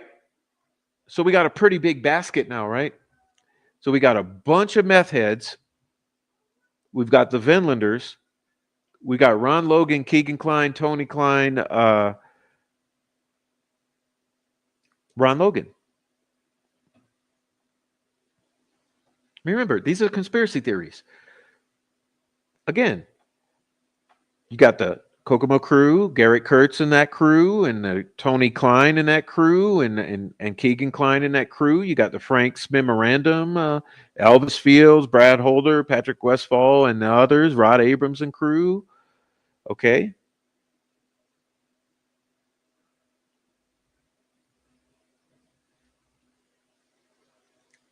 And remember, there's this. This is very important. People keep sleeping on this. I'm telling you, remember, Todd Click got arrested. Okay, they went after him and arrested him after this that you're about to hear.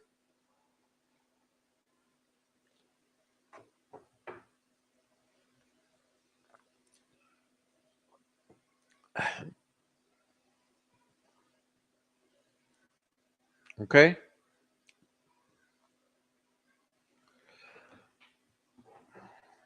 Remember this. This is Todd Click on March 18th.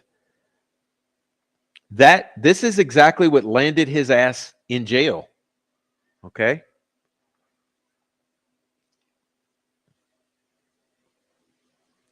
Josh Chrisman. No, I'm sorry. Let's start at the top. I'm going to read the whole page. We were able to connect Elvis Fields. Elvis Fields, remember, let me stop it. Remember, we had both of Elvis's sisters talk about what he said. He was there with the girls. He spit on one of the girls. Abby was a troublemaker. He was there on the bridge with the girls when they got murdered. He said this on the February 14th, the day after these girls got killed. Elvis Fields was connected to Josh Chrisman, right? Josh Chrisman was originally part of a group called the American Guard. All right?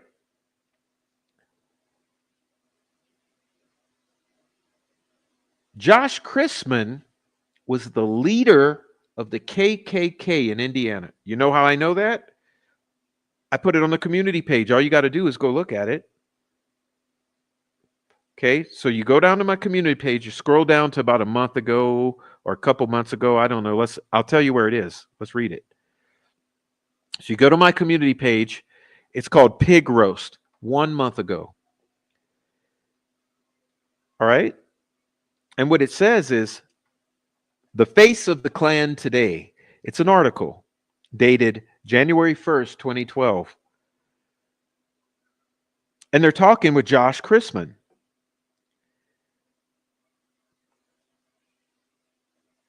All right. Josh Chrisman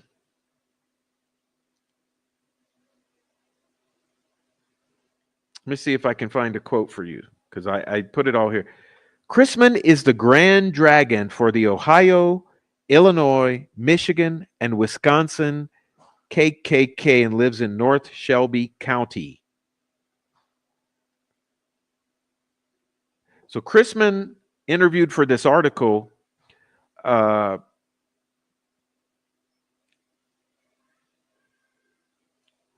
as a PR move. Okay. Now back to this. Here's what this says.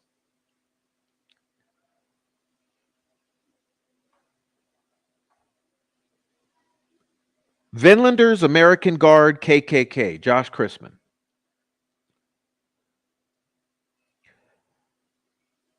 The American Guard and Vinlanders were together, had a house party at Mickey McGinley's house. Mickey McGinley's. Mr. McGinley was also a Vinlander.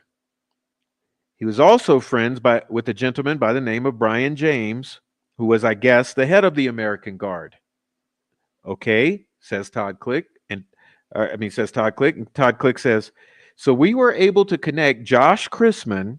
We knew that he was a semi-truck driver that conducted deliveries for a company called Flynn Livestock that would transport hogs to different facilities. I know that Weichman's pig farm in Delphi and the Tyson plant in Logansport, they would make deliveries to. Elvis Fields kind of worked under the table at Flynn Livestock, and he would get paid by drivers to load and unload semis, and he would periodically ride with the drivers to make deliveries. Elvis Fields would periodically ride with the drivers to make pig deliveries. Okay? Josh Chrisman, Johnny Messer, Brian James, Elvis Fields, Josh Chrisman, Mickey McGinley. All right? Now let's bring you back. Pig roast. Because there's been this rumor, because we're talking about alternative theories of the crime, tinfoil hat, fucking rumors. There's been a rumor that a pig was delivered. Okay? A pig was delivered. There's been a rumor there was a pig roast. There's been a rumor there was a gathering in the cemetery behind Ron Logan's house. Is all of this kind of coming together in one thing right now?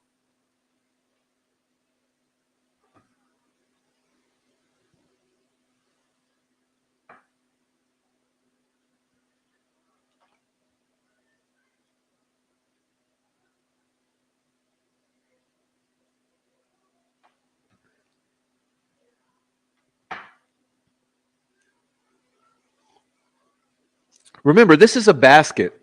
This is a basket, and we're putting things into the basket. Now, we just put a lot of stuff into that basket.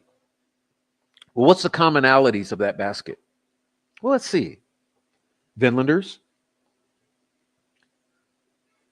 methamphetamine, Ron Logan, Keegan Kline.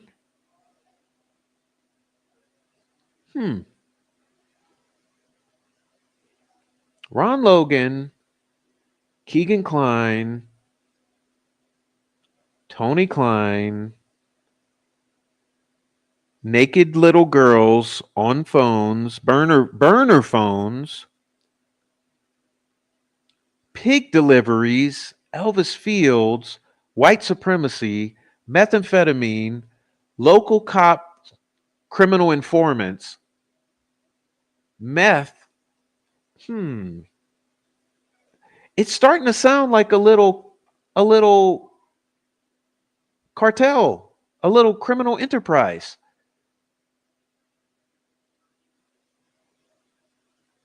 I mean, to me, it's starting to smell like a little criminal enterprise.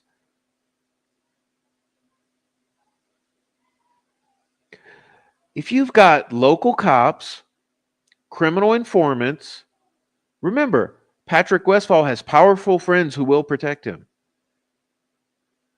The the Grand Master of the KKK for 3 or 4 states, the Vinlanders, the American Guard, powerful white supremacists, politicians, meth dealers, cops, little girls. Because, see, all these years, there have been alternative theories of the crime. There's been these theories, but they've all been separate strands. Okay, here's where I'm going with this. So you got the pig roast strand, okay, the Kokomo crew strand. We got the Keegan Kline strand. You've got the Ron Logan strand. You've got now the Odinist strand.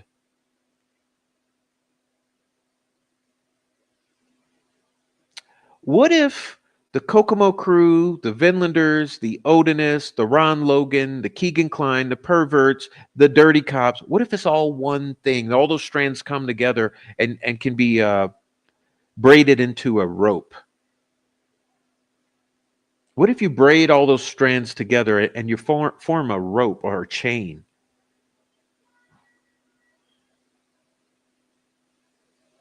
Out of what's in that basket. Because you know what? In my opinion, these alternative theories of the crime, they all have validity to a certain degree, right? In other words, we wouldn't be talking about them at all if there was not validity to an extent with each of these strands. You wouldn't be talking about Keegan Kline if there wasn't something to it.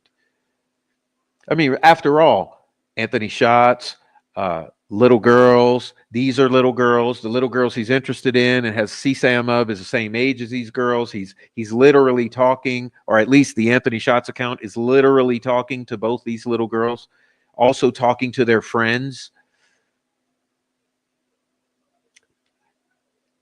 You had for years the Jalen Rain fucking stories, right? About Curtis Fox and about the sex clubs. You had that strand of alternative theories of the crime.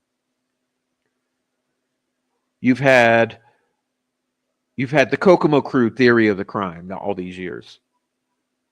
I mean, Jesus, you've got Chris Mathis and Garrett Kurtz literally placing themselves in the basket, just like Keegan Kline did, just like Ron Logan did. Well, shit, Garrett Kurtz and Chris Mathis literally spoke. If you go to that Open Secrets channel, they literally spoke and placed themselves in this discussion. No one outside here put them in this picture. Elvis Fields literally placed himself in this discussion. No one put Elvis Fields in this discussion. Brad Holder put Patrick Westphal in this discussion. No one put Patrick Westphal in this discussion.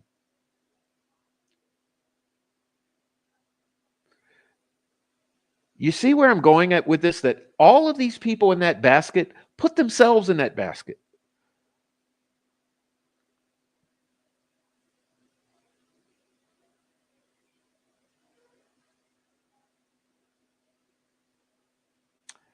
And honestly, this is where it gets dirty. All of those witnesses who were lying, they put themselves in that basket too, didn't they? Because they put themselves at the same time in the same place, which is Delphi, Indiana, at the High Bridge on the 13th of February. I want you to sit back and think for a moment about all these supposedly innocent people who put themselves in Delphi, Indiana, at the High Bridge at that place and time. February 13, 2017, at the High Bridge. Think of all who put themselves out there. And they claim to be witnesses.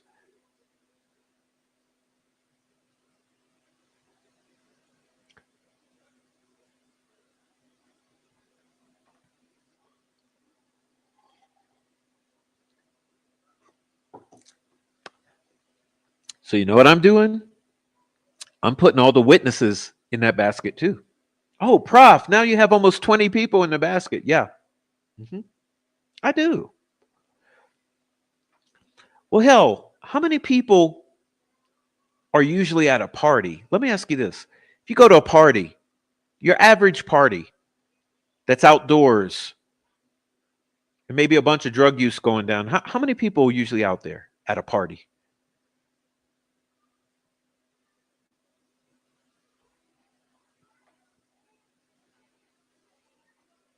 Hey, you think 15, 20 is about reasonable for a party at Ron Logan's that lasts 2 or 3 days? And or at maybe two or maybe 24 hours, and I don't know, two little girls get dead.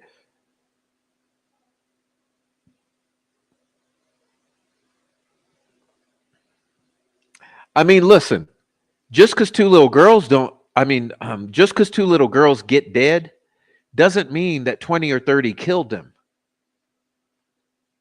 It only takes one or two to kill them, but that doesn't mean that 20 or 30 wasn't around when the one or two killed them. Because, you got a party, everyone's blasted out of their mind because they're smoking meth and spice and drunk. Hey, I'll tell you a true story. You want to hear a true story? I've been to a pig roast. I actually have pictures. I want to see how much detail I want to give up. I'll give up a little detail. I won't tell you when, I'll tell you where. How about that? We'll make a compromise. I went to a pig roast in Chicago. I was invited by friends, all right? And I brought my 12-year-old. So we go to the pig roast, and sure enough, there's a pig being roasted. It's over an open fire. It's flattened out between two, I don't know what you call them, two like grills or whatever. They've taken the pig and they've got these huge pieces of fencing or whatever, and they flattened the pig out, and the pig's all splayed out, and he's roasting over the open fire, and they're flipping the thing every once in a while, and the pig's roasting, and eventually the pig finishes roasting, and everyone eats it, and there's like a house. I don't know. It's a two-story house. It was full of people. I know you easily had, I don't know, 15 to 30 people there. I didn't count. I didn't sit around and count everybody. I was mainly interested in talking to my friends, taking in the experience, and showing my young son um, a good time with enjoying the pig roast.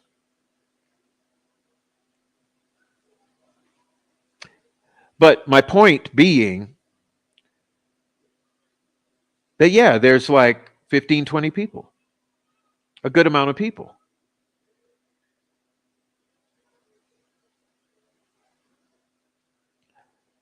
And so, what if there was an event, formal or informal, that went down, whether they roasted a pig or not? No one's saying that they had to have roasted a pig, although there's been this rumor all these years that a pig was delivered, which is why I brought up Josh Chrisman, because of the connection to Elvis Fields. And Josh, there's also been a rumor all these years that a truck driver was involved. Well, Josh Chrisman is a truck driver.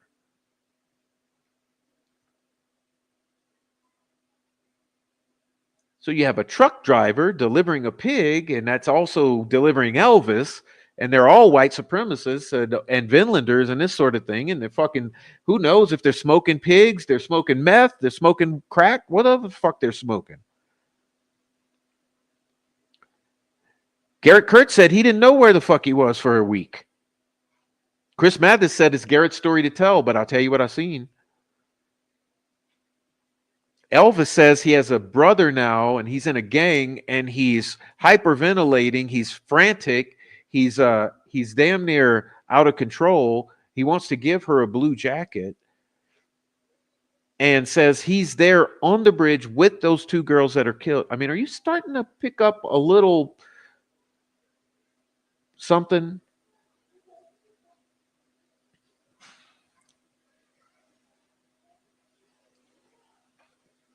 I mean, and what I'm saying to you is that none of us, not me, not any of you in the chat or any of you in the replay, none of us have made up this story.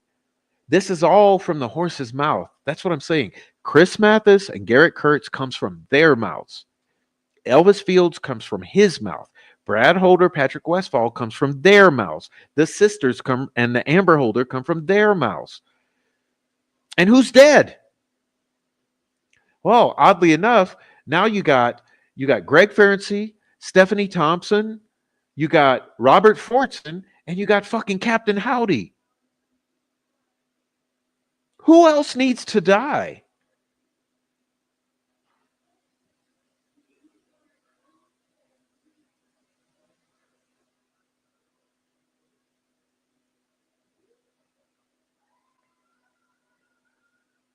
And like I said,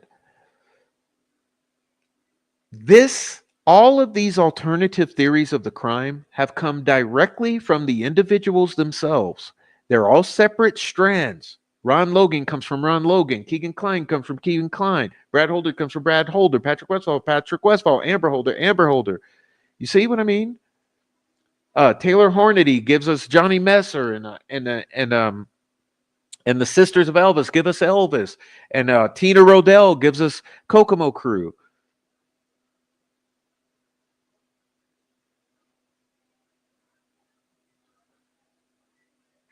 Smells to me like a bunch of your locals who are all giving these separate threads themselves. They're all telling one story. 20 versions of one story that no one wants to tell.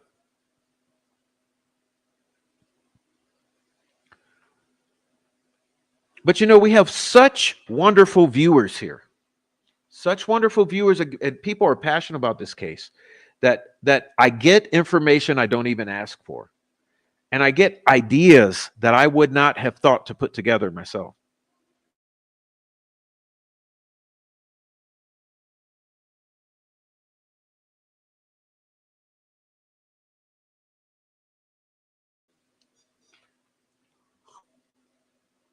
Sorry, I'm hungry. I'm thirsty. I get thirsty. Get a little dry mouth doing this job.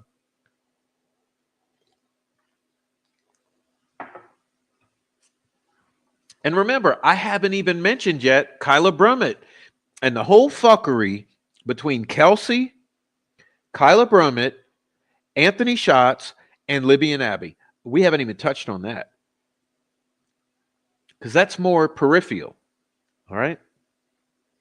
I'm trying to discuss direct alternative theories of the crime. But let's take a look at this because this is something to consider right here. And I want to ask you to really think for yourselves because you guys are lovely people.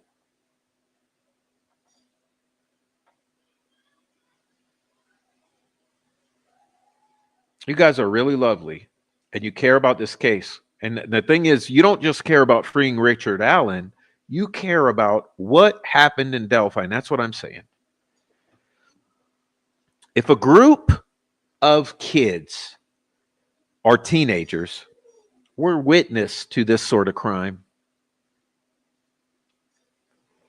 or possibly even involved in a crime, or became accessories after the fact by helping to cover up a crime, or at a minimum, obstructing justice to protect their friends. But it was unclear exactly who did what with whom or with the responsibility lies, and none of the group is talking. And this small rural community is traumatized. Is it possible that the parents of these kids or teenagers might seek to hide details of their teenagers' whereabouts to obscure their involvement in this crime, to protect them from being scapegoated in the media or railroaded by law enforcement?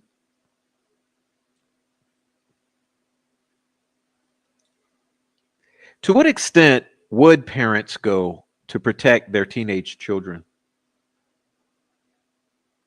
even if it meant that justice for these victims had to be sacrificed. Remember, nothing can take them back. They're gone, no matter what. To what extent would law enforcement protect the teenage children of a community, their own, if they were presented with a situation, a difficult situation, where many of those children or teenagers might face some variety of life-altering legal consequences?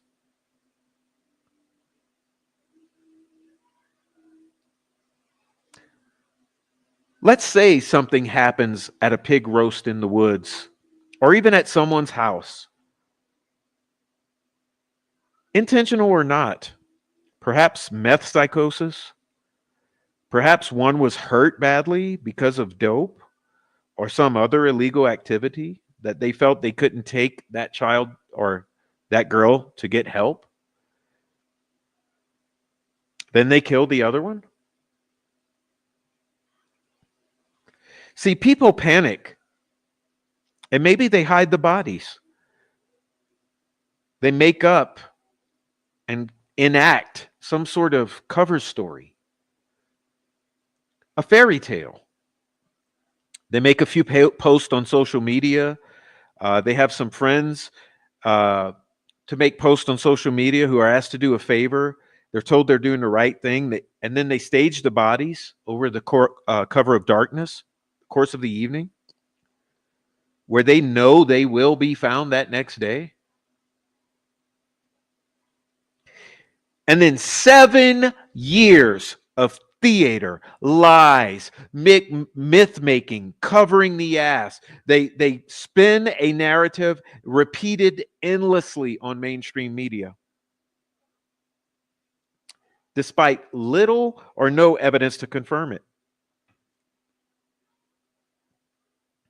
They know the stories don't match, but no one cares because these are mourning parents. These are mourning families. How dare anyone point the finger at these families? How dare anyone question the victims who are still living?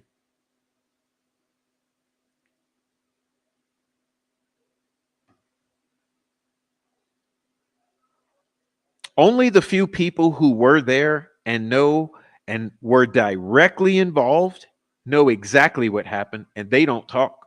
Hell no. People who were asked to help make up this cover story, this fairy tale, might at some point realize that they are being used. Maybe the witnesses, maybe the sibling, maybe the family members, maybe the friends, maybe Erica Gibson, maybe Josh Lang. But it's too late because they are now accomplices after the fact. Remember, there was no Abby on the Bridge photo. Remember,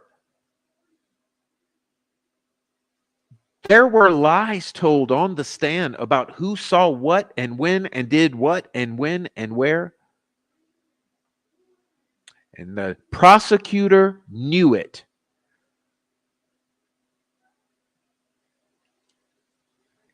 Any lawyer would tell them to say nothing. And many others, without speaking to a lawyer, may figure it out on their own and become ghost. Where is Nick Edwards? Where is Sheena Cottrell?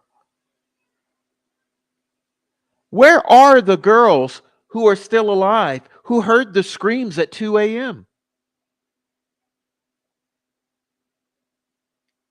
Parents cover for kids all the time.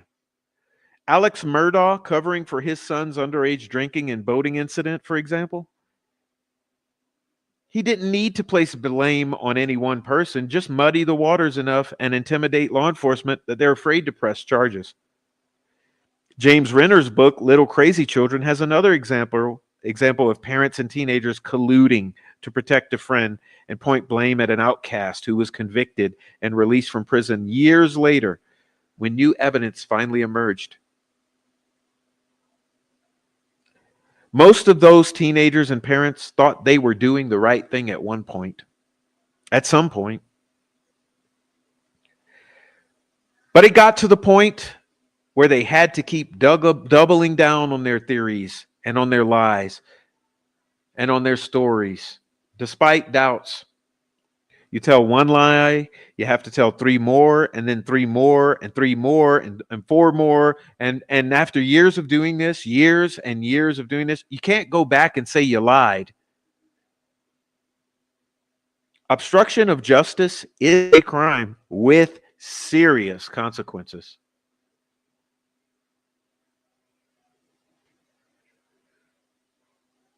Your life would be ruined if you admitted years of lies about the murders of two little girls, prevented justice, and you sent an innocent man to jail. No one would like it. At some point,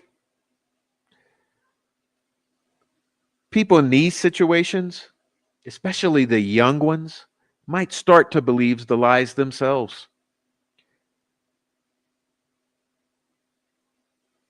After the endless repeating and through some psychological ego preservation phenomena, convince themselves of their own innocence, perhaps self-justify as a victim who was in an impossible situation and did they thought what they thought was right at the time. So what about law enforcement? Many law enforcement officers are old school. They're befuddled by social media. They don't have the experiences or resources to fully investigate a murder, let alone two. Hell, in my opinion, the defense attorneys suffered from this same phenomenon. They're befuddled. Remember, Andy Baldwin said they didn't even look at social media. I've said from the beginning, this is a social media case since day one. This is a social media case. It's always been a social media case, and it will always be a social media case. These attorneys didn't even look at social media.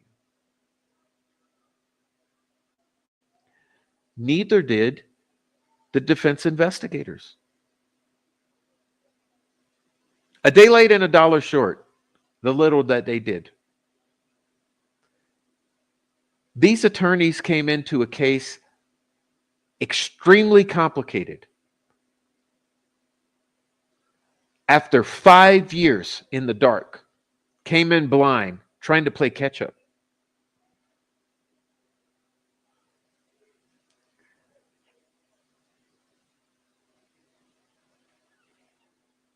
They were handicapped.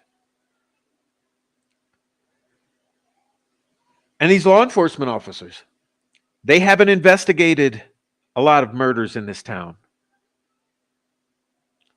Nothing as complex as this with multiple people and device and online accounts and lies and cover stories and alibis. They all suspected this would get wrapped up quickly. And they took things for granted. They didn't check every alibi. They cut corners when it came to paperwork. There's a lot of paperwork with multiple agencies involved. These law enforcement officers are not used to working together and may not be comfortable with using the FBI system. As a matter of fact, they weren't used to sharing decision making with the FBI. They weren't used to cooperating with some authority. This is why the FBI was kicked off the case. They could not have questions.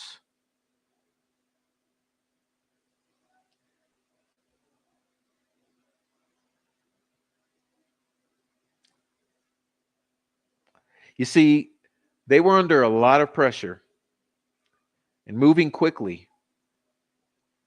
More corners got cut. There are only 20,000 people in the entire county. These people were confident that this would all be wrapped up quickly and that life would get back to normal again. So they didn't take time and didn't know to validate the digital data, to double, triple, and quadruple check the stories, the alibis that were being told. At some point, the good ones realize things are not right.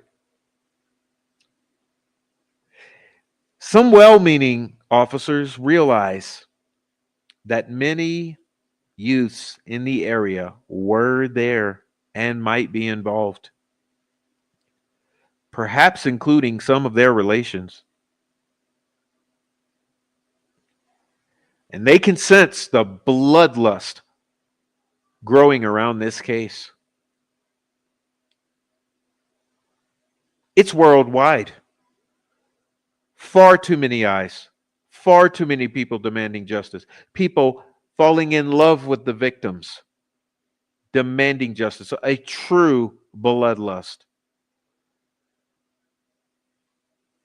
These cops are incredulous that those good kids could be responsible. But they don't want to accuse young people and ruin their reputation. They're going to ruin the reputation of the entire community forever. So steps are taken to protect them.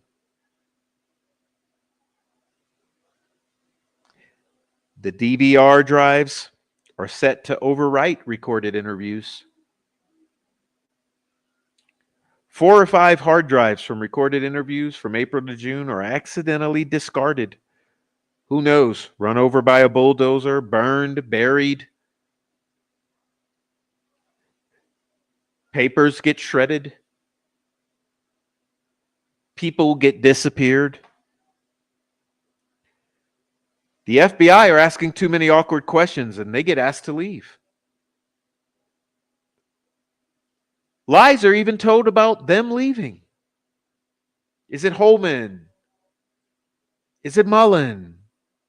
Is it Carter? Is it Lesenby? They can't even keep a story straight on why the FBI left and who asked them. At some point, deflection mode kicks in because some other officers realize something is sus with both the case and the investigation. Maybe like Greg Ferenczi. Maybe like Stephanie Thompson. Maybe like Joe Schwisher.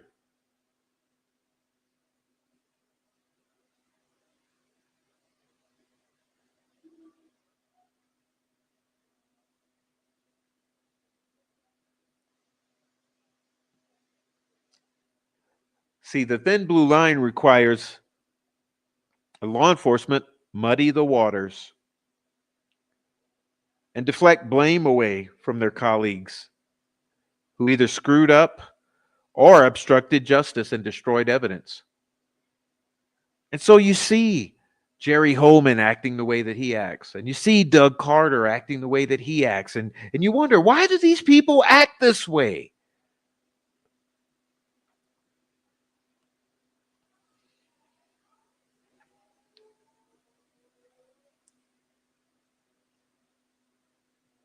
But the thin blue line requires it.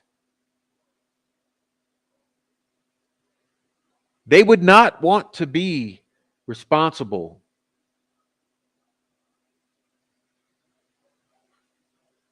for causing the snowballing effect of distrust of their organization. So people are propped up. Holman is promoted. Carter goes out with a victory. Judge Gall is awarded a recognition. Mullins is hired again as police chief. Shane Evans becomes assistant prosecutor. On and on and on ad nauseum. They self promote, propping themselves up. And surely they will insist that it must be incompetence because no one wants to consider that their friends and colleagues would obstruct justice or destroy evidence. So they'll never admit to obstructing justice. They will never admit to deleting interviews. Now, lots of law enforcement officers are in full deflection mode.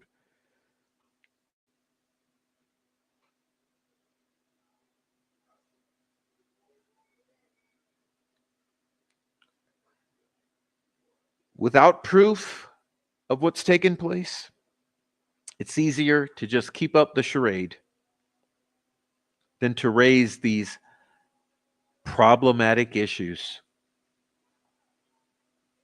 You see, leadership has doubled down and decided we're going with the lone wolf, psychotic, sexually motivated killer theory.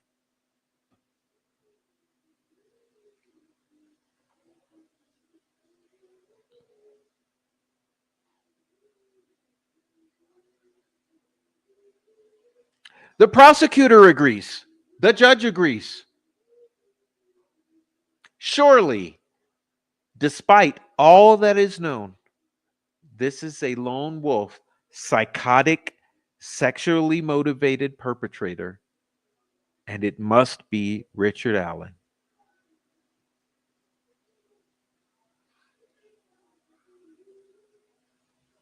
And you've got the other side, you've got the defense people.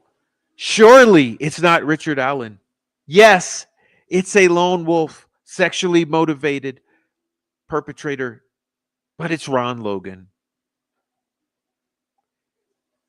Because it's too hard to prove otherwise. Even though every single thing points to something else.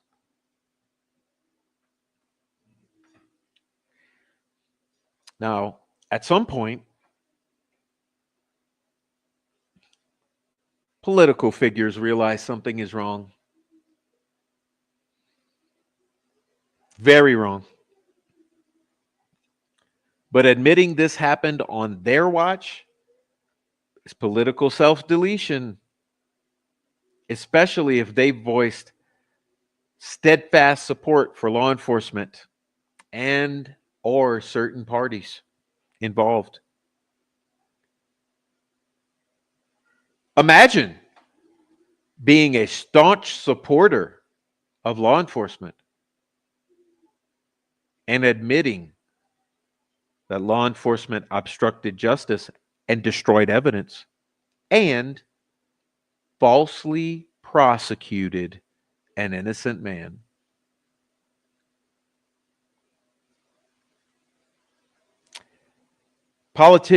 These politicians go into distancing mode, refusing to get involved, insisting that this is a law enforcement issue. They turn a blind eye to things that don't make sense, refusing to even look at anything about the case. They don't want to know. What's done is done. It's a closed book. At a certain level, they have the idea that I'll be gone and you'll be gone before these problems need to be solved. So they just kick the can down the road past the next election or two. And this thing becomes too big to fail. There's the potential for legal action, civil lawsuits, criminal liability, RICO charges, federal investigations. If certain things are proven,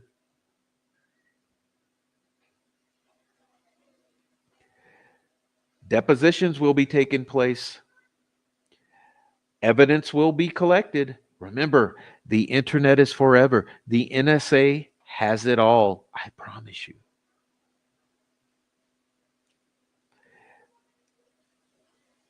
See, these things are messy.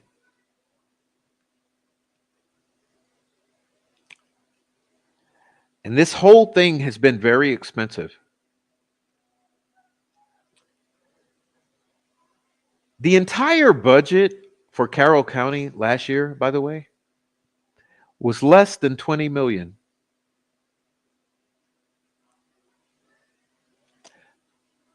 Actually, ask yourself this. How much was the case against Richard Allen?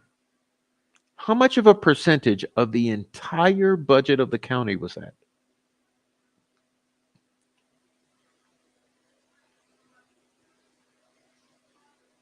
We've talked before about Stephen Avery.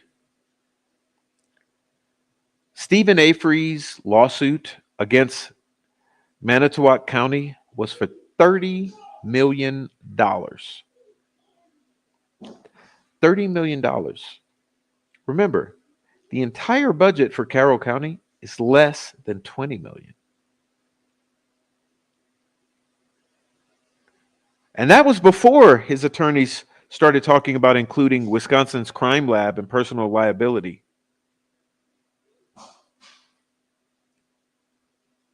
So, see, there's no going back. The only way forward is hear no evil, see no evil, speak no evil. You know, the three monkeys. I actually made a video about that. It's in my video section.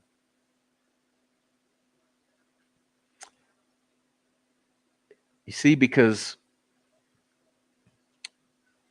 you can't fool yourself when you pretend to see no evil, hear no evil, and speak no evil.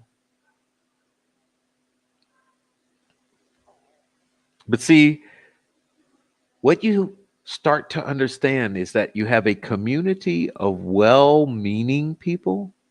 I mean, hell, we're all well meaning people, aren't we?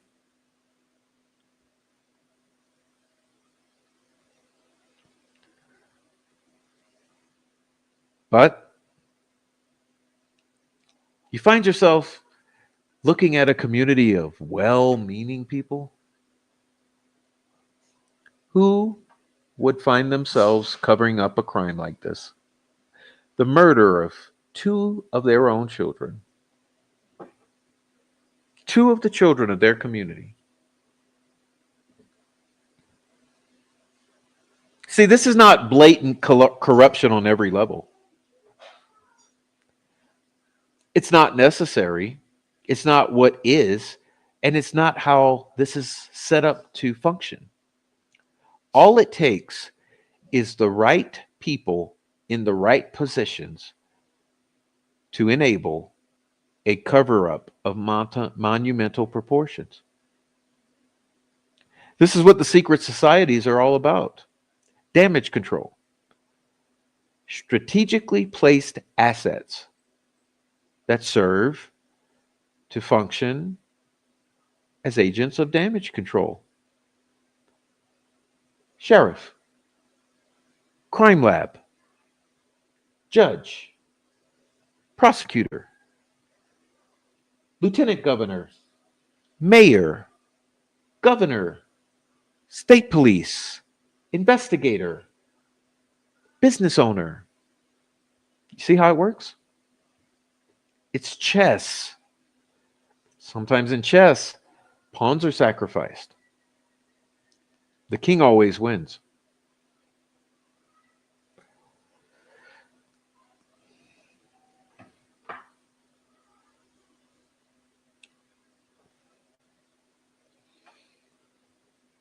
You see, no one wants to cover up the murder of two little children. It's not how people are built. It happens when it's seen as the lesser of two evils.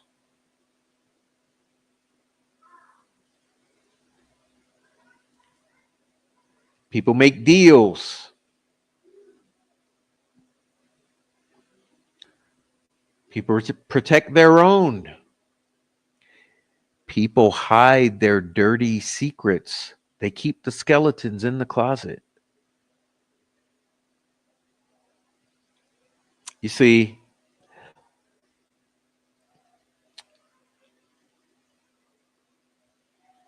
we've often said how Indiana is a hub. Now, I want you to think for a second. If you're a cartel like the Cianola,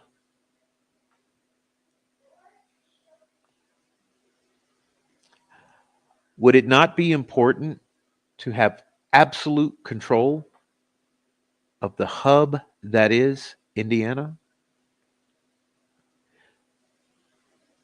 Pathways for movement of product, children, drugs, money. I mean, after all, this comes down to money.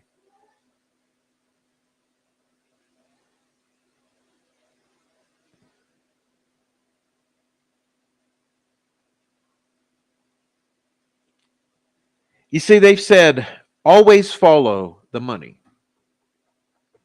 Well, let me ask you this, because we're talking about alternative theories of the crime. Remember the theme of our show tonight, money. Where does money fit into all of this?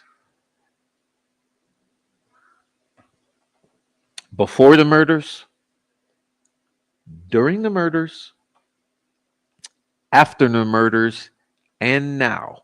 Where does money sit?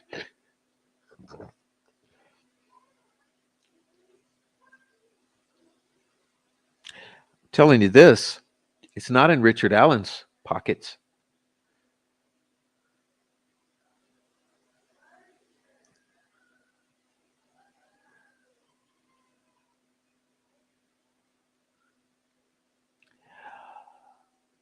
The thing is with these people,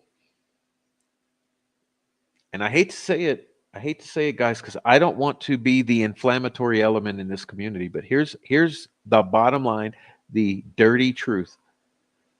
It's blood money. It's blood money. Because there is blood that has been shed for the flow of your monies. It's all blood money. And so I hope that you choke on it. And it'd be my wish that on your dying deathbed, you choke in your own blood and vomit. As you're vomiting that blood, I hope you drown in it. I hope that blood money was worth it.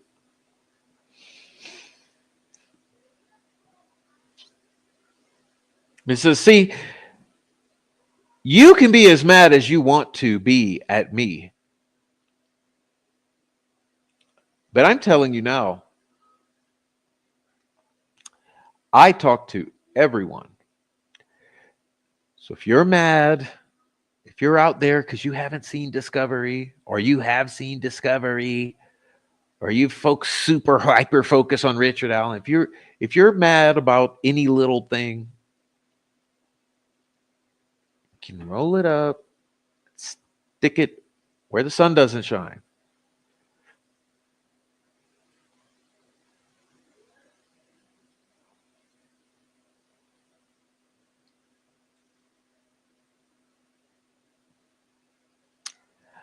I've spoken with everyone.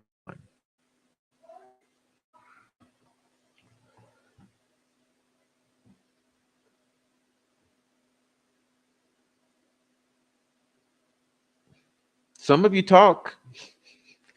Those of you who are hate watching and have been hate watching 2 hours, you talk a lot.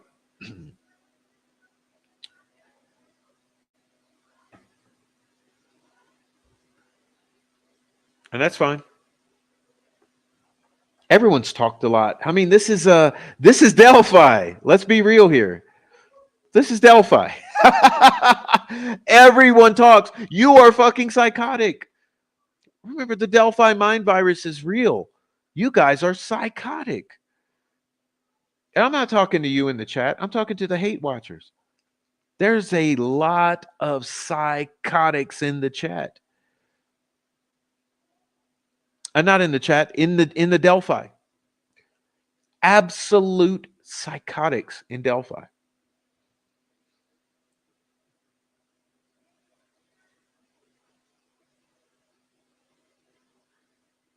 Thank you, Mark. You're distracting me from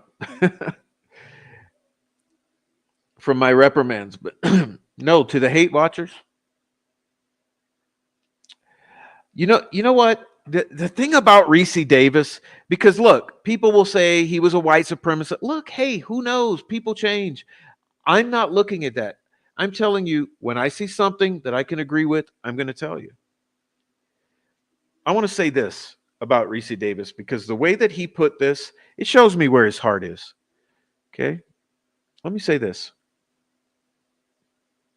And this we'll end it like this. Because this is from Reese Davis. I mean, shit. You can talk all the shit you want to talk, hate watchers. He says, my only question is, can you sleep at night? But can you, though?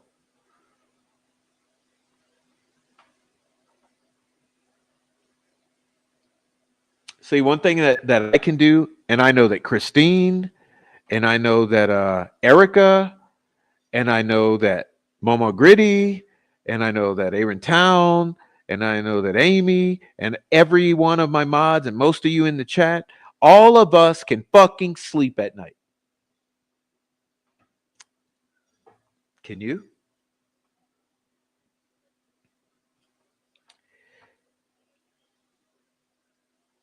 But that was his question to McClellan.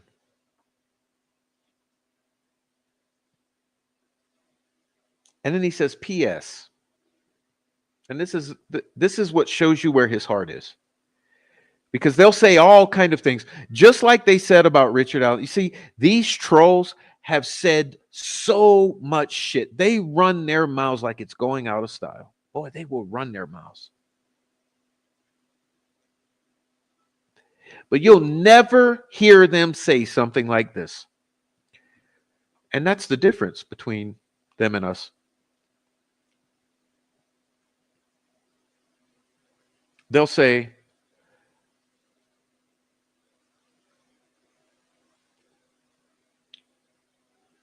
I'm sorry, I'm reading the chat real quick. Thank you, Mark, and thank you, all of you, for your wonderful words. And I'm sorry I'm not reading the chat that much, but I'm talking to the haters tonight, okay? Because you'll talk all that shit and you'll try to defeat those of us who actually give a shit over here and who's spreading the actual information and who care about this case and the actual transparency coming through for these girls.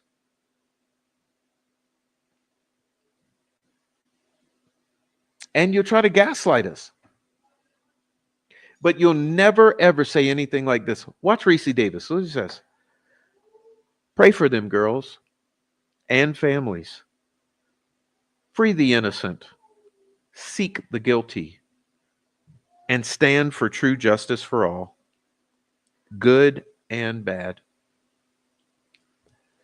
And I mean, that about brings tears to my eyes. That about brings tears to my eyes. Because you think about that. What he said. Seek the guilty and stand for true justice for all, good and bad.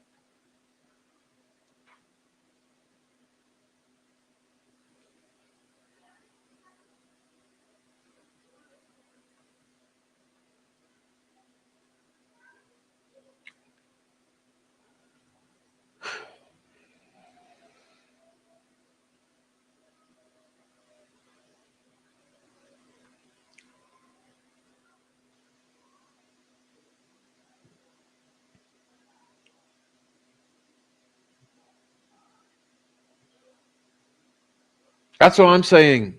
Who said that? Yeah, that's what I'm saying. Because you see, the true heart shows. The true heart shows.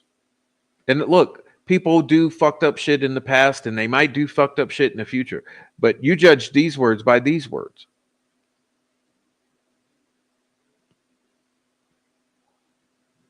Because what does true justice, good and bad, mean? See, that takes a lot of self reflection.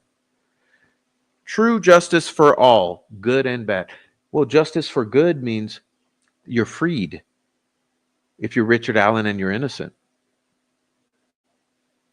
True justice for bad means you get caught and you burn if you're guilty. And I'm telling you, alternative theories of the crime.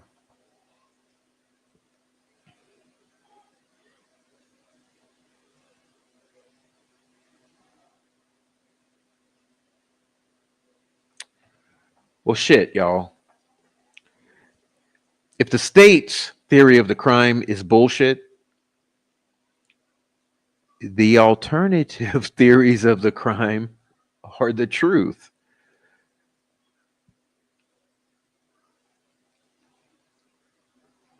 And that's all I got to say. Because, I mean, clearly you know that they hid Daniel Pearson. Clearly you know that Sarah Carbaugh was incentivized to testify. Clearly you know that any normal law enforcement in the world, in third world countries, don't delete 70 days of potentially exculpatory evidence. Clearly you know that. Clearly you know that any true investigation would take the family's cell phones and figure their shit out first to get them out of the way. Come on, let's be a little real here.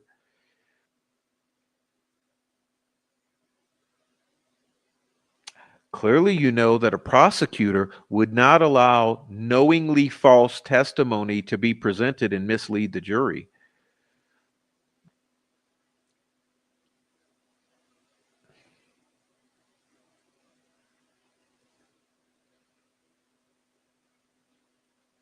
Hey, an actual prosecution would not need 50 people on the internet pushing their narrative, colluding with them to try to push this shit out. And just like Baldwin said the other day, because I highly recommend that all of you who have not, go watch Bob Mata's Andy Baldwin interview from a few days ago.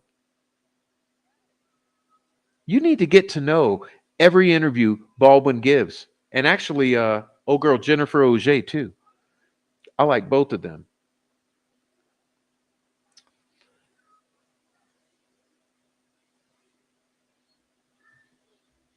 I forgot what I was saying, but clearly you need to go watch the Andy Baldwin interview. Okay, just do it. Just I don't even need to comment any further.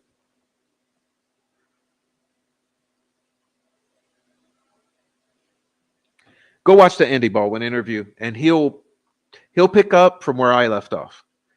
Because since I lost my train of thought, I know I won't get it back. That's how my brain is.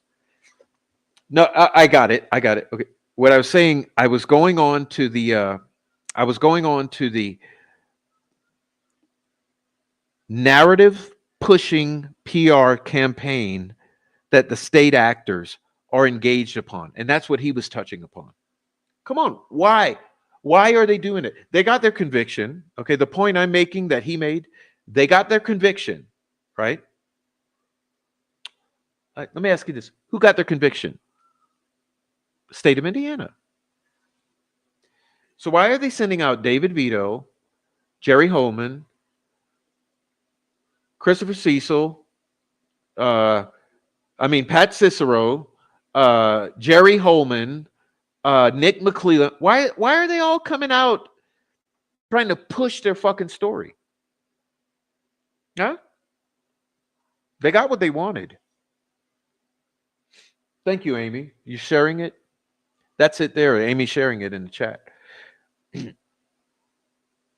So what Baldwin said is, Why are they coming out and pushing their fucking narrative? They got their conviction. You know, it tells me they're not confident that the public's believing them. And you know why not? Because they're getting ratioed on every fucking post. And I'm telling you this for my listeners. This is for you in the chat, my special people. If you don't realize it yet, be encouraged. Okay. Find your confidence because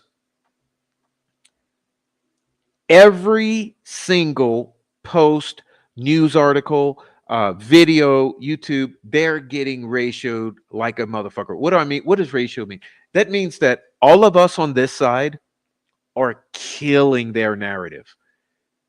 It's a bloodbath. You go and you read those comments, okay, 5-10% are supportive of Nick McClelland and the family, and 90% are killing them. I'm not joking. Facts is facts. So they're turning off comments. It's so bad. Listen, in the last Mike and Becky, I'll just tell you this example, case in point. I think it was Fox did a Mike and Becky Patty little fucking promo. Okay, Mike and Becky Patty 2-minute promo. Maybe it was 5, a few minutes. You should have seen the comment section under that video. It was a bloodbath. Fox 59 had to turn off the comments.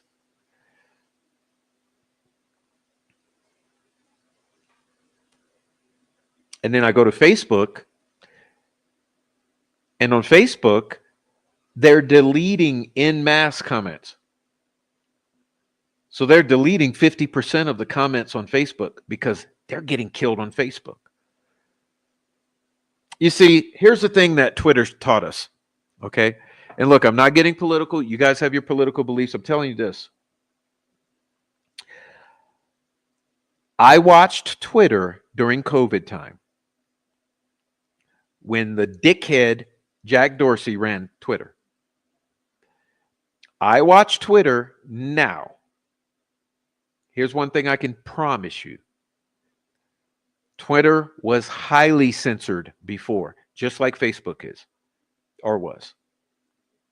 Twitter is not highly censored anymore, which is good because it means freer speech. And I guess where I'm headed with that is that if you're looking at free speech when it comes to this community, that's what I mean by they're getting slaughtered. Because it's becoming very apparent that there's 90% of the public is not buying the bullshit anymore. I'm telling you right now, 90%, it's 9 to 1. It's bad. It's bad. The large majority, there's a large majority who are on our side and just don't get it. And how could they expect any different? Listen, that's why I have complimented Vinnie Politan, because it's just a goddamn fact. Look, this judge ensured the lack of transparency. Okay, by not allowing the cameras in the courtroom, that probably fucked them over more than anything. Honestly, they tried to do it to prevent criticism, but it's coming back to bite them. Okay, it's coming back to bite them. They tried to obscure what went on from the public, thinking that it would protect them, but it's backfiring because they're getting more criticism. Because what people hate is that when you lie to people, when you hide things from people, when you obscure the truth from people, people don't like it. And so the tides are turning. Because, hey, let's be honest here. For years, you ruled the narrative with an iron fist. They controlled every single Reddit, every single Facebook group, and 75% of the YouTube channels. I'm not fucking lying to you. The majority of YouTube channels were troll farm controlled. There was even controlled opposition. And I know you don't understand it yet, but trust me, soon you will. Soon you will. There has always been controlled opposition. There's been narrative control. They've always had a iron grip on this narrative out here in this world with this case. Why? Over the murders of two little girls? 7 years, 8 years of narrative control, really? But they've lost it. They've lost it. You've lost the control because you lied to the people. You kept information from the people. You tried to do this under the cover of darkness. And you know what? The world is watching now. That's what I liked about those protesters at the trial. No cameras, no wonder. The world is watching and they don't like what they're seeing. And hey, you'll never be able to change that. Your days are numbered. That's why I say the era of control has come to an end. You might have controlled it. You controlled the fucking Reddit groups. You controlled every single Facebook group. You controlled this. You controlled that. You had controlled opposition. You had trolls out here. You had girls trying to come to all the guy creators and get them caught up in inappropriate situations. You had all kind of fucking efforts underway. Why? Over the murder of two little girls.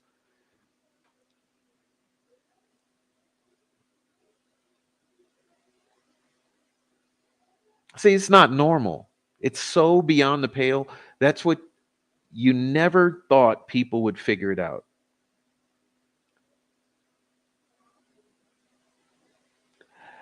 And there's a strong indication, as I hinted at the beginning, and as like the word of the day is Evansdale. I hate to tell you, Princess, there's a strong indication that this element is tied to Evansdale, which are also two little girls whose parents were deeply involved in the meth underworld.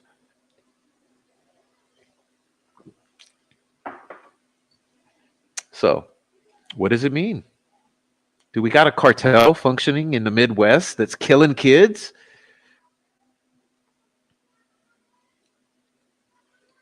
Who's in control of that? Who's always controlled the Midwest? Let me ask you that one. That's a rhetorical question for your ass. Go ahead and research that. Figure out who has had an iron grip on the Midwest for hundreds of years. There's your answer. And you guys are okay with what happened to Delphi?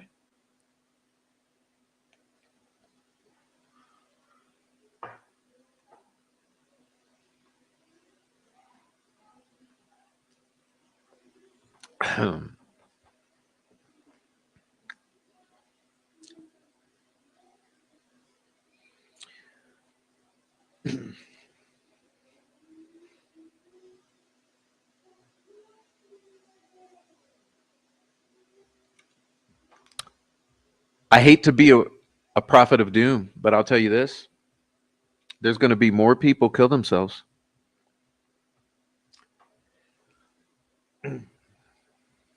This is bad. This is very bad. And you know what I pray for every night? And I actually, honestly, I don't pray for it every night. I meditate on this day and night. Okay, because when I pray differently. I don't have to pray about this because I've meditated on it constantly. I meditate on this. Lord, please let a RICO come down on this community. Please let a RICO come down on this community.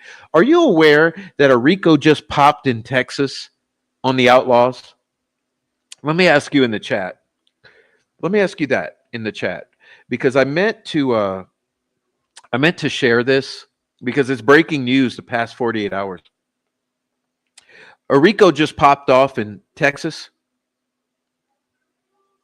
on the outlaws, the banditos. All right. You motherfuckers in Indiana, a Rico's going to pop off on your ass and you'll figure it out. And trust me, if you think politicians don't know about Delphi, you're in delusional land. This has been tipped into multiple federal agencies for multiple years and to all the politicians. So your days are numbered. Let's be real here. All right.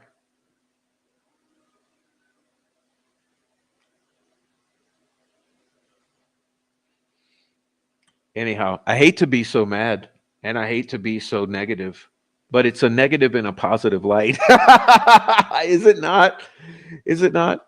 It's a righteous anger because I hope that true justice finds this case because this is so infuriating. It's so infuriating.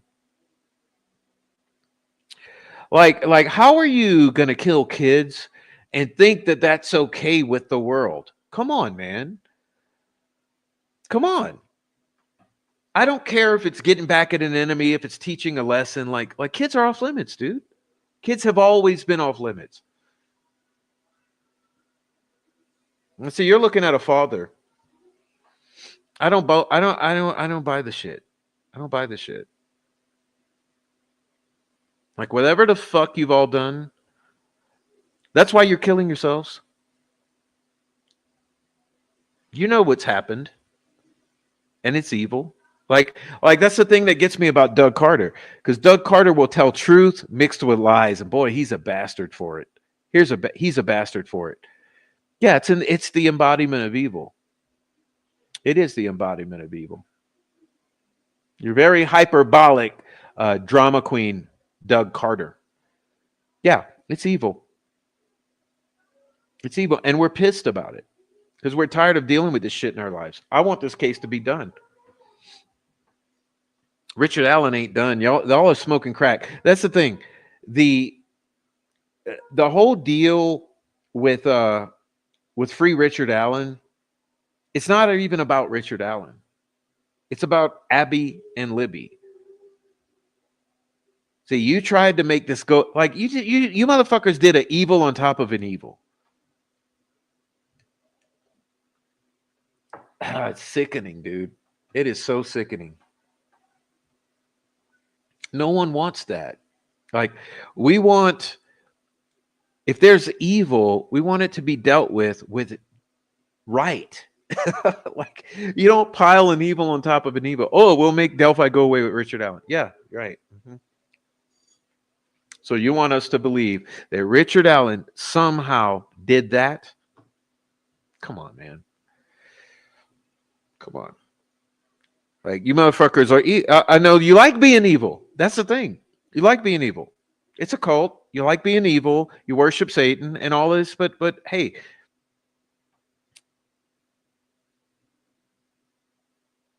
you got to read the book. God always wins.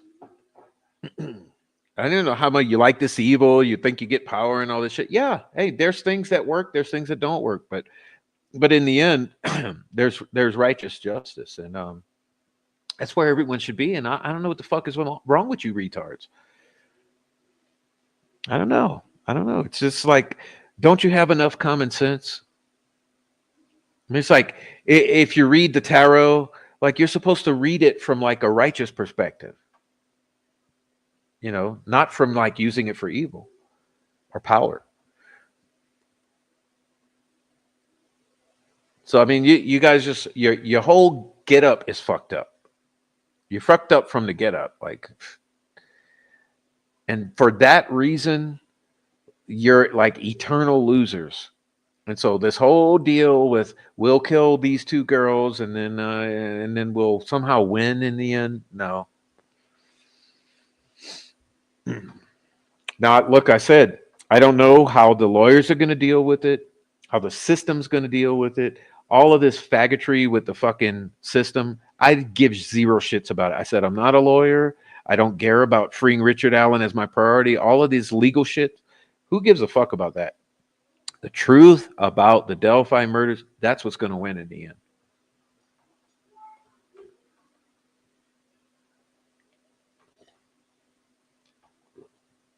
So, and that's where I got to give props to the nice folks. You know, all you in the chat, my buddies, my Rick Snay. There's only a handful. I'm telling you, Joe Lewis, myself, all of my mods. I mean, there's a handful of us who have stood the line. Raffy. And Raffy fucks up. You know, we all fuck up. We're human. We're human. And here's what they'll do. Okay, here's what they'll do. They're going to take clips of this and they're going to share it. Okay, they're going to send it to this one and send it to this one and send it to this one and send it to this one. And they're all going to talk in the little discords behind the scene about, ooh, he this and that, and this and that, and this and that. Then they'll make a little slanderous video and same old dumb shit. Okay, same old dumb shit. It's how the hopeless do things.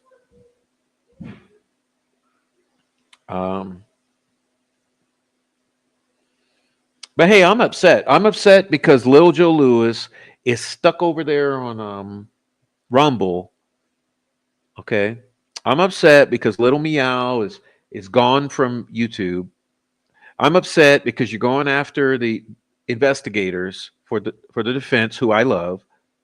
I'm upset because Rafi's been destroyed like 5-6 times over. I'm a little salty. I'm salty because you came after me. I'm salty because you tried to get Noe in jail 5 fucking times. You ruined Rick Snay's life. Yeah, I'm a little salty about all of it. But it's okay. It's okay because like we're all here to do what we do best, to serve our purpose in the best way possible for those who are good. And so hey,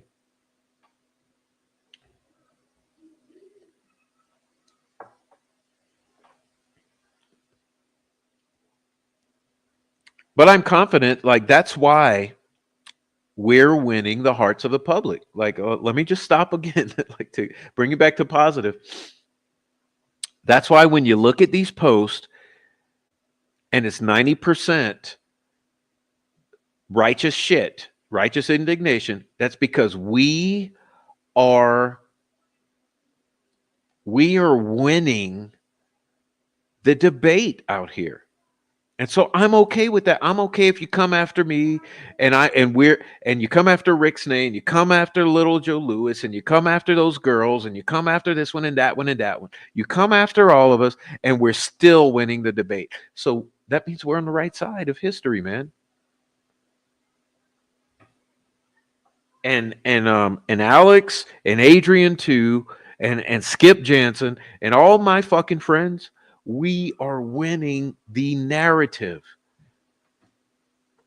because we're right. And all your little stupid trolling behavior and the hateful little mean girl behavior, it doesn't matter in the long run.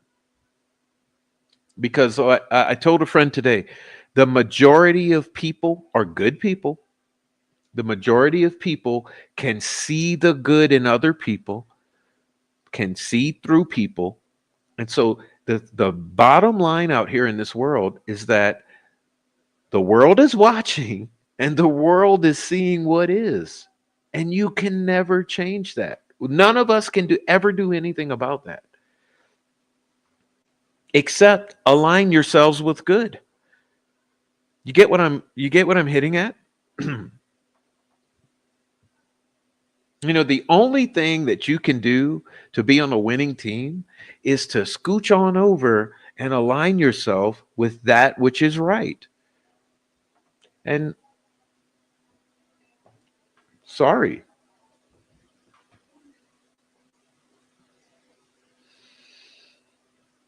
I mean, no one's telling you how to think here. I've never told anyone how to think. I come on here and I bitch about things that I'm pissed about, and I present my presentations, and I embrace my chat because I like my chat as long as they're being nice.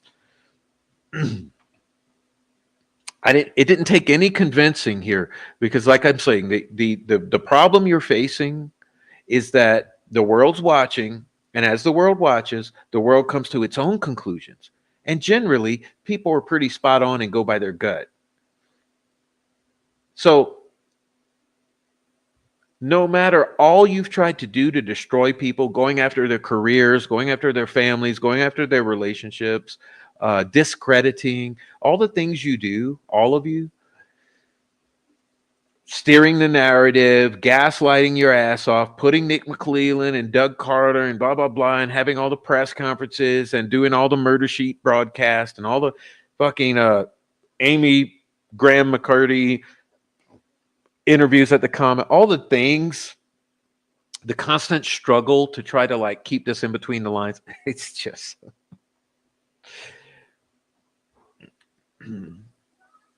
it's like it's wasted energy. It's a waste of energy because you're gonna fail regardless.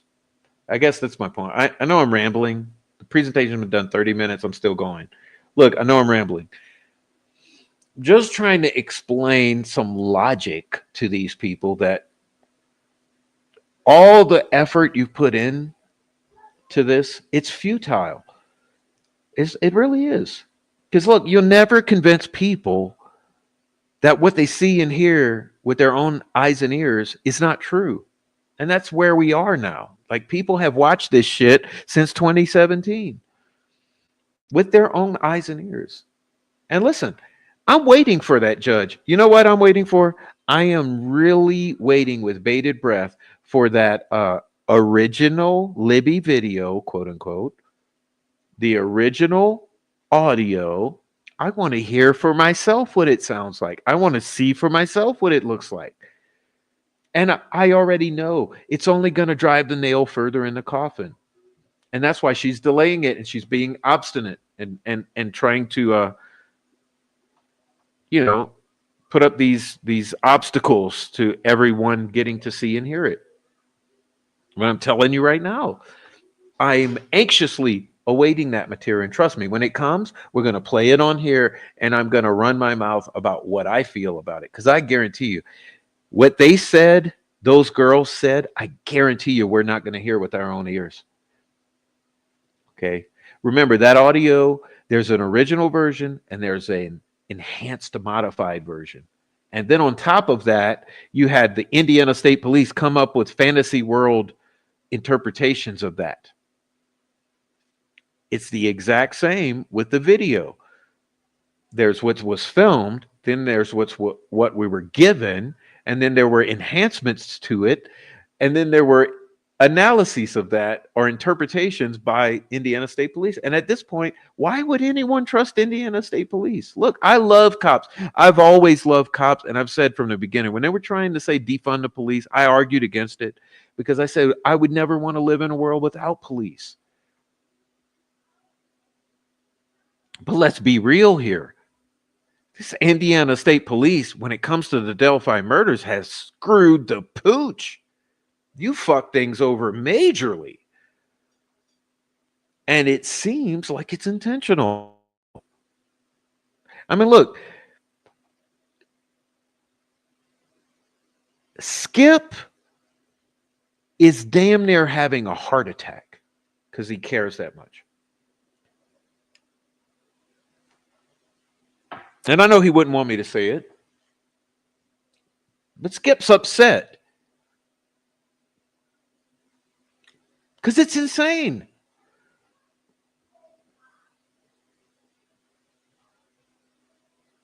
Yeah, that's what I'm saying, Miss K. What kind of police lose 70 fucking days of interviews? It's not 70 interviews, it's 70 days. But you don't lose the Sarah Carba. Oh man, that's rich. That's rich. You got to be kidding me, man. This is like it's fantasy world. And you got Slick Nick McClellan up there presenting it as if it's all normal, nothing to see here. It's just the way things are. And let's convict Richard Allen because we say he's guilty, so he must be.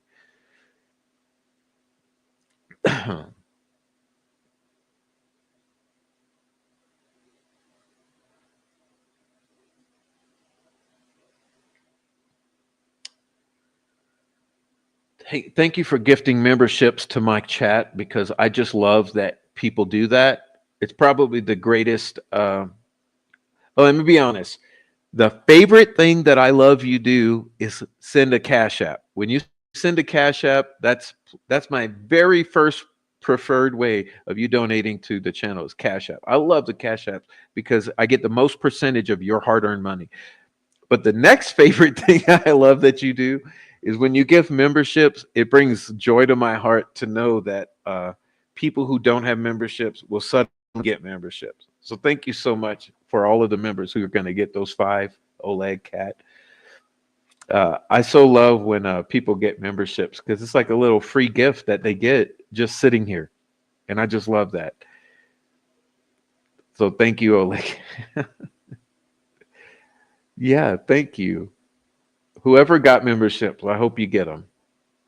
I always hope chat members get memberships who don't already have them. No, but whatever Miss K was saying, I mean, it's true. Who the fuck loses 7? Dude, is anyone actually thinking out here? It's as if I told a friend that today. It's as if no one's actually thinking. For real. It's as if no one is actually critically thinking. Think about it. What law enforcement in the fucking world, and I mean even in Somalia, in Kenya, fucking, I don't know, Iran, who in the world would lose 70 days? Are you fucking kidding me with the bullshit? Like, I'm gonna slobber. 70 days, full days of interview rooms. You can't make this shit up, man. Like there's no way on earth anyone would ever believe that's possible. Come on. Yeah, I agree. Welcome, I have a pups. I agree. Cash App Patel, though. My hope is that Cash App Patel, Mr. Cash App, himself, an immigrant or child of immigrants. My hopes is that someone will look at this because it's got to be done. I mean, look, guys, it's here's the thing. In my opinion, let me ask you, would it be a waste of taxpayer dollars for the federal government to do a review of the Delphi case at a minimum? I'm not saying to prosecute or to do grand juries or to do a RICO. I'm saying, how about if a federal review? Hmm? What would be wrong with the federal review? Just to make sure everything's kosher, okay? Do we want to use those words? Let's use nice words. Let's have a federal review of the Delphi case just to ensure. Well, let me throw in Flora and Evansdale while I'm at it. How about this? All cold cases. How about Stevenson's? Let's do a federal review. I mean, since we have an actual FBI now, let's do a federal review of all of the questionable cases and ensure that everything is kosher. I mean, if cartels are now designated as terrorist organizations and we feel there may be some cartel ties, particularly through Chicago Cianola down into the outlaws in Carroll County, what harm would it do? Anyhow, I listen, the bottom line is I surely do appreciate you all because it's truly a fact at this point. that you in this chat and in this viewing audience, other than the hate watchers, they're always going to be there. Like I said, here's the thing with the hate watchers. The nice thing is you watch me, but I don't watch you. Uh, but aside from the hate watchers, the nice thing to know is that all of you watching, you have become the backbone of this community. So, with that being known, we've got a strong backbone, and we ain't going anywhere. And you see, all the mean old ladies on Facebook and on Reddit, and all the mean girls on Reddit and on YouTube, whatever, you're going to be there. The thing is, this community has grown like significantly. It really has. This community has really grown. And, and it has not grown in the wrong direction. This community has grown like a solid backbone. Whether or not I ever do another live, anyone else ever does another live, like the thing is that a lot of people have gravitated to the right place in this community where they want transparency and justice for these girls because they see something that this just doesn't look right. And I think that goes for really what's happening in our country at this time. I mean, we're on the precipice of a mass awakening of things that we've denied for so long because of the, I guess, what's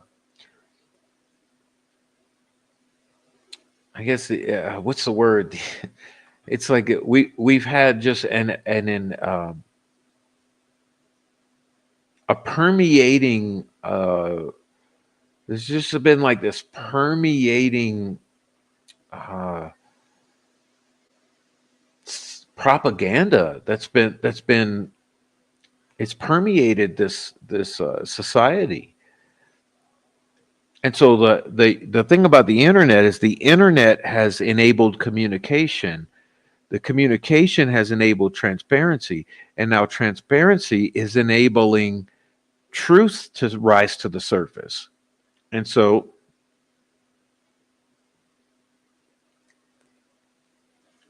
there will be hard truths and there will be happy truths, but people are going to be waking up to that which is inconvenient but truthful. And I guess part of it is going to be that children have been targeted badly for a long time. And it's I always say, the adage of follow the money. So children have been targeted for a long time for the purposes of money, and that's a rude awakening to have to come to. But I think as we start to get there and we advocate for children, you see, notice that when you go back to this Buster Hernandez, you go back to this Delphi, and a bunch of other cases, it's the crimes against children. What is it called? The Crimes Against Children Task Force for the FBI or whatever it's called. That has been the number one modality or the avenue at which things seem to get addressed most quickly. And so luckily we're at a time where the information is being channeled. Yeah. Internet crimes against children. Thank you so much, Silent. There you go. See, she's helping me out when I'm stumbling. But that ICAC has been a godsend. And we need it to continue to move forward because as it does, more will be revealed. Okay?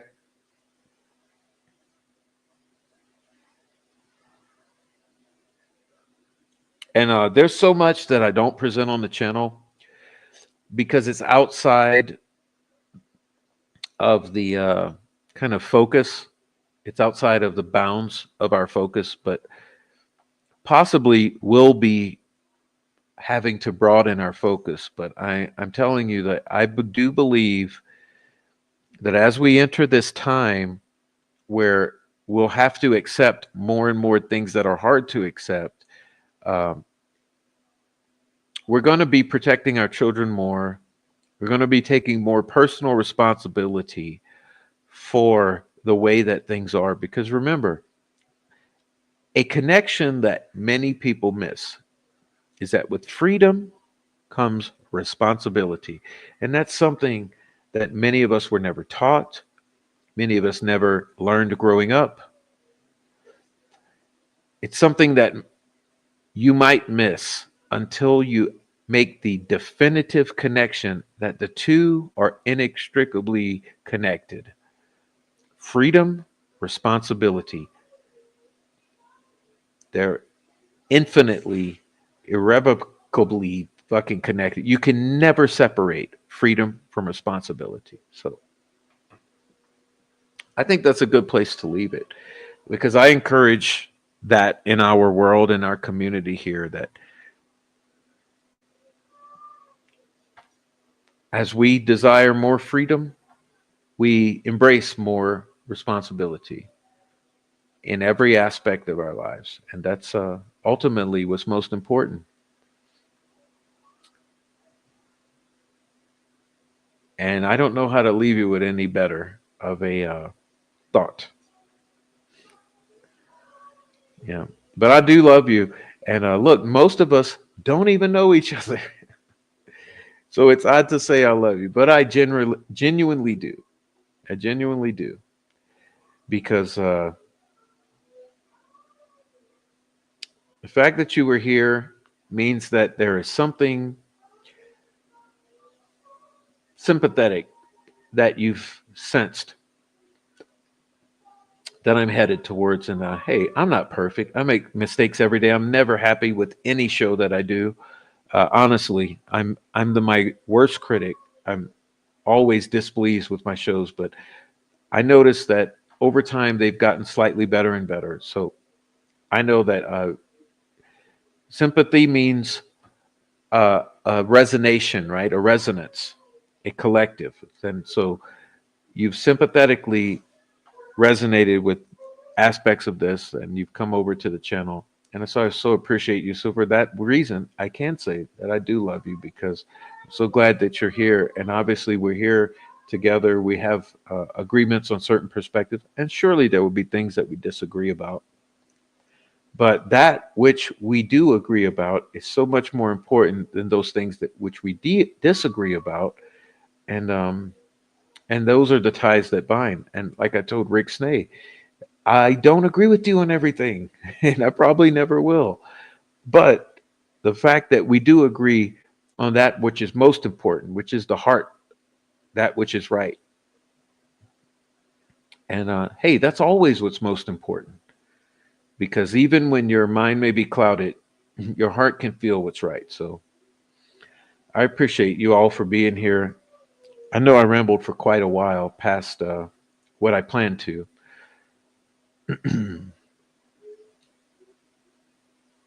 Oh, look, that's a new membership.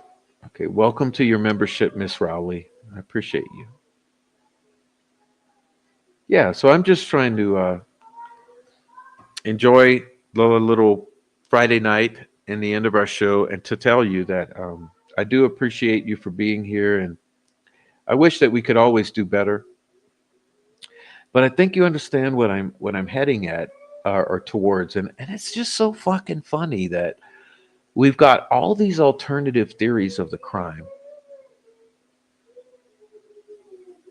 and it's honestly, you will ask, well, Prof, why don't you think Rick Allen did it? Well, because it was not proven. Yeah, you've convinced, listen, convincing a jury is different than proving it to the world. It honestly was not proven to the world. There were so many questions left. Nothing was convincing. There was zero pieces of evidence that made any sense.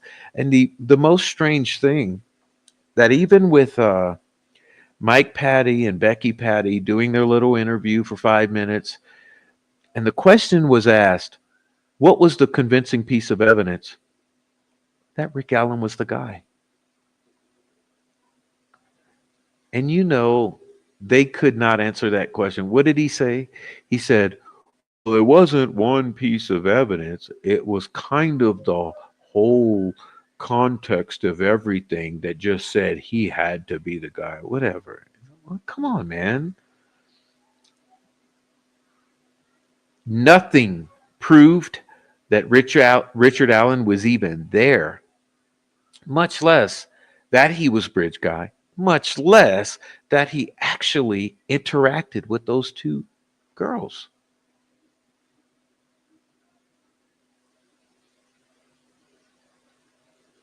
And so, for that reason, I just wonder how could anyone feel so confident that they've got the right guy?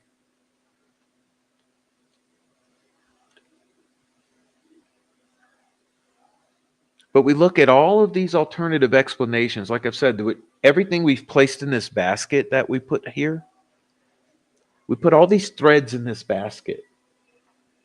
And then we took those threads and we weaved them together into, or braided them into this rope or this string, right? And then what you're left with kind of seems like 1,000 times more compelling than Rich anything which was nothing on Richard Allen. So it's like how where's the cognitive dissonance? That's why people are nuts in this case. They're absolute people go berserk in this case. They're bonkers.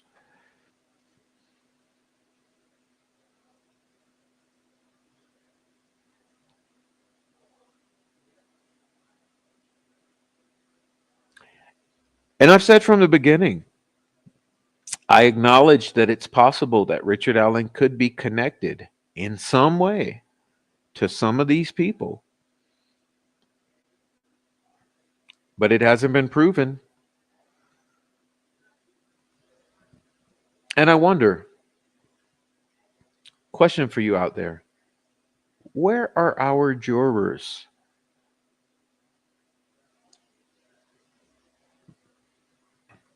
Where are our jurors?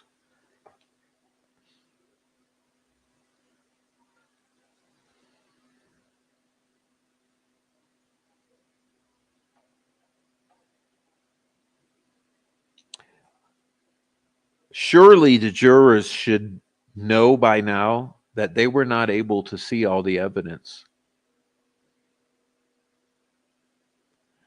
We had one juror come out. You can't make this shit up. This girl was the most immature human being you could have ever anticipated stepping forward. And hey, but to be honest, in all honesty, if you'd come to me today and want to talk, I would still talk to you, young lady. So I'm not trying to beat you up, but I'm just saying, not one juror stepped forward, but this young lady, and for her to go, you can't make this shit up, dude. For her to go directly to Murder Sheet and talk about the way the attorneys were dressing and the how much she loved the dude barbecuing, like, girl, we need to talk. And hey, but to be honest, any other jurors, I would so love to talk to you. And if not me, anyone in the community, we need to hear from you because for none of you to step forward, you know that information was hidden from you. And for none of you to step forward and talk with us, to maybe express your concerns if you have any, to maybe express your indignation that you were manipulated, or to maybe to express your joy that you put away the guy that you are absolutely certain killed those girls. I mean, hey, in any case, I just find it so odd that in all of the world, out of 12 individuals,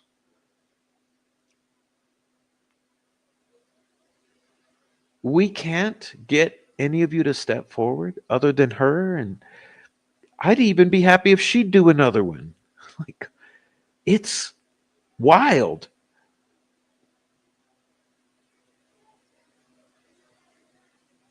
I'm sorry. I mean, it should be illegal. It should be illegal to do. Look, jurors, to do what was done to you when someone's life is on the line like that, it should be illegal, and it should not have been allowed. And the prosecutor and the judge should face consequences for what was done to you.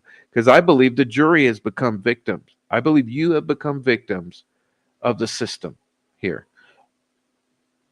or the process, whatever played out. But it's astonishing to me that out of 12 jurors, we've only heard from that one and from none other, no other. It's inconceivable. I mean, hey, have you watched this Turtle Boy with the guy who alleges that he's been a juror, or he was a juror with Karen Reed? I mean, surely more jurors should feel the balls to come on out. Look, my emails, my email is attached to the About Me section of the YouTube page. I have an open comment section under every live. I have a Twitter. I'm easy to reach. If anyone in the world wants to reach out to me, it's possible in given a little effort, a modicum of effort. You boom, you try a little, you'll probably reach me. And that pretty much goes the same with any YouTuber or Redditor, or anyone. And people are easy to reach these days. Let's be real here. So come on, jurors. Come on, jurors. There's 12 of you, and we're only going to have one come out one time to the shills of YouTube. I mean, something's not sitting right. So please, jury, we're asking you, we're not going to beat you up. I didn't even beat up that young lady, even though I thought she was comical, tragically, and immature. No one went after her. No one cares about what her name is or where she lives. There's no effort to dox you or hurt you, or we just want to know, how do you feel about what you know now and about what was done during the course of this case and how much information was kept from you. It's because we find it concerning, and we would think that if we were jurors and we came out after that trial and seen and heard all of this, we would be a little concerned. And so that's my message that I want to send out here. It may not reach any of you ever, or it may reach every single one of you. But for the jury that's out there, there's a huge concern for, wow, how do you feel now? Because it appears that you were manipulated and that there was minimal to zero evidence proved to you, or handed out about the guilt of Richard Allen, yet somehow you mysteriously found Richard Allen unanimously guilty of a double homicide of two children in Delphi, Indiana. It's bizarre. Anyhow, I'm belaboring the point on going on and on and on about it.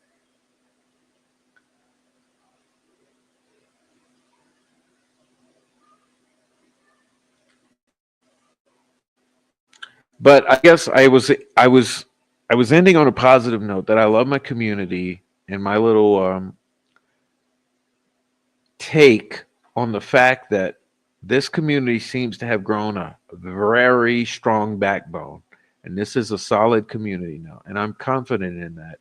So I want the jury or the former jurors to understand that. But this is a strong community out here. So we're going to embrace you.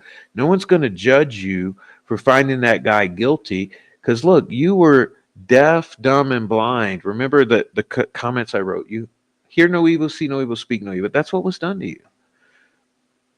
So the question is, will we have a Brady v. Maryland take on this case with all the manipulation of evidence and the withholding, delaying, potentially destroying? It's troubling. But my attempt has been to show you that this is a cover up. And I honestly, I'll end it with this. It's a cover up. I've tried to show it as clearly as I could with receipts every single step of the way. I don't know, maybe we're 300 videos in or more. So hours and hours and hours of showing receipts because it appears that there's a cover up in this case. So I hope that everyone understands that we've never tried to beat anyone up here, target anyone, do bad things. We've been looking at the state as the primary area of focus. Is how is it okay? How is this okay? And I don't think it's okay. I mean, if I look back, from day one, from this poor situation that happened with Judge Diener, and then he recuses himself, knowing that he did do things that were not right, and then Liggett writing that PCA, which was, oh man, it was bad. And then we've had the community providing bizarre things like that photo of Abby on the bridge, which makes zero sense. And we've had the whole troll farm operating in at 11. They go to 11. Troll farm goes to 11. Like, why? There's just so many aspects all along the way, so many steps along this road.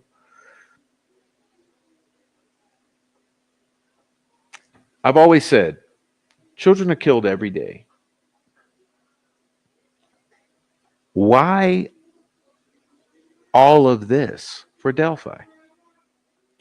I mean, if this happened with every child murder, you couldn't imagine the insanity.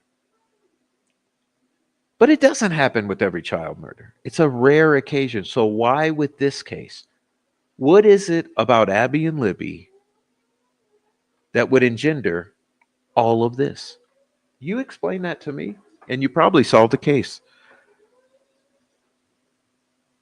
Anyway, it's nuts, y'all. So happy Friday to you, and happy birthday to me. Yeah, that's right. And I want to do a shout out to Christine, to Erica, Rick Snay, Joe Lewis, Noe Amos, Rafi, and Amy, and Kayla, and Aaron Town, and all my fucking mods, and whoever else I'm forgetting. I apologize. Don't mean to forget you. I love you all. We are the community, okay? And we know that we love each other. And we love those little girls. We've never met them, but we want this right resolution to this complex problem, and we will not shut up until that happens. So I love you all, and hey, happy birthday to me and all you February people. Whoever else is someone in earlier in my chat, earlier this week in my chat, someone else was saying it was their birthday. So whoever else has the birthday this week in my chat, yeah, I'm partying with you. I forget who you might be. I don't know if it was Carol or, I can't retain something from chat even 5 minutes ago. So anyway, God bless you all. Let me shout out on the way out of here. So look, we got Amy. She's never not here. All right, Amy, Kit Kat, Aaron Town. There she is. Okay, Aaron Town. Sandra Rowley, Bezo Jones. Thank you, Bezo. Zoe Hamilton, Dirty Diana. Hey, Diana. Diana, I hope you've gotten to talk to Rick again. You know he's in Pendleton. Okay. Please try him in Pendleton, Diana. Diana's been talking with Rick. All right. She sent me a few of their conversations. Okay. Gloria Minodino, Barbara Borman, Rhonda Holton, Five Green Acres, Heather Brown. What's up, Heather Brown? It was Lisa's. Let's see. Five Green Acres. Oh, your birthday's coming up? Good, man. Good. Who's your daddy? Pert in it. Oh, he messaged you the other day? Good. Let's talk again then. Let's talk again. I can't wait till you hear back from him. 26 Dead Zombies. Listen, y'all. Let me pause. The thing about Diana, what she sent me from Rick, let me just say this. When you see Rick talking himself, it adds a level of humanity that you won't understand as just some figment of your imagination or named Rick Allen. So I hope that Rick continues to talk to Diana and anyone else because you get to see that he's a person. And so, like I said, with the lack of any evidence that he committed these crimes, they managed a conviction of a person, a human being. Okay. Thank you, Niobe. Uh, Keep it simple. Kelly, BBM. Thank you, BBM. Brenda Cooper. Thank you. Rhonda Holton, 26 Dead Zombies. Mino Dino. Barbara Borman. Gloria Sterrett. Bezo Jones. Zoe Hamilton. Sunflower Soul. Kit Kat. Lauren Naran. Just James. Kayla. Housebroken. Silenced. Kelly. Bill. Hey, I want to put that comment up. Okay, thank you. Carol, Sweet Dude Shibby, Just James.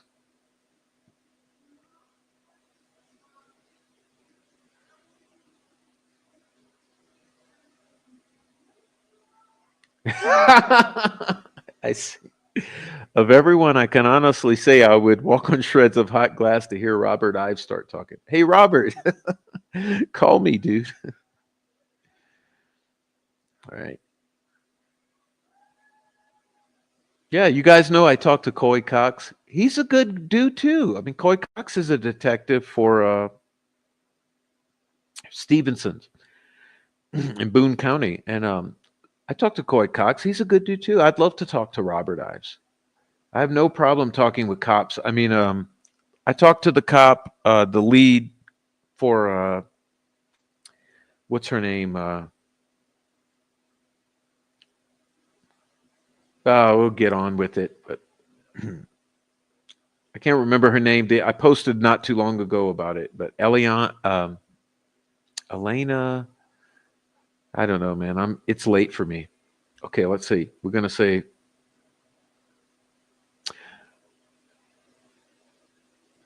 Mo Hippie Show Me. All right. Thank you, Mo Hippie Show Me. Dennis McKean, Siggy and Mike,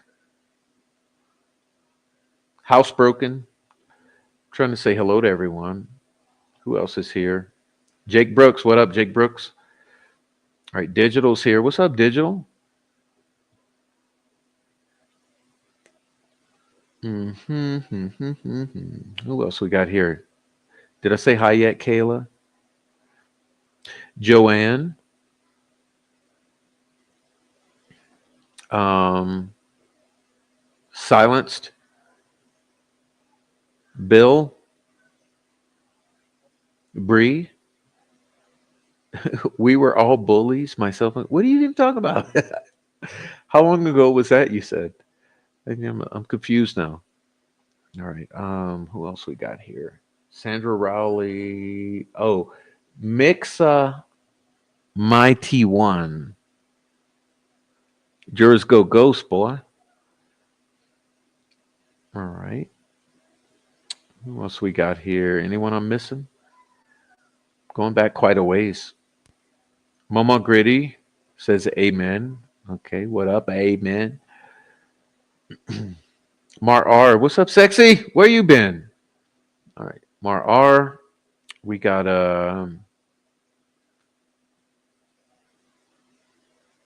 Jalen. Have a healthy and beautiful weekend. Or the other way around. Carla Ann, Fur Baby Daddy. What up, Fur Baby Daddy? Long time no see. Andre, what's up, Andre? We just love you, Andre. I just love Andre so much. Okay. All right, Miss K. What up, Miss K? What's up, Digital? Who else am I missing? Kelly, Tracy Fleetwood. What up? All right, I've gone back quite a ways. So anyone who was here super earlier, oh, what's up, Nobody Nothing? That's my main man. Nobody Nothing's here. All right, what's up, my main man? Nobody Nothing. Hey, special shout out to the super chatters, the gifters tonight, and that's True Great Crime. It's a New Day. Amy, my number one mod. Oklahoma Nana, I didn't even see that one. What's up, Oklahoma Nana? CB Wildcat. Mark Ellis gave an amazing birthday gift. Thank you, Mark Ellis. Oleg Cat gave 5 prof memberships. Oleg Cat. Heather Brown gave me a $5 birthday gift. And Sandra Rowley became a new member. So welcome to all of you, and thank you to all of you.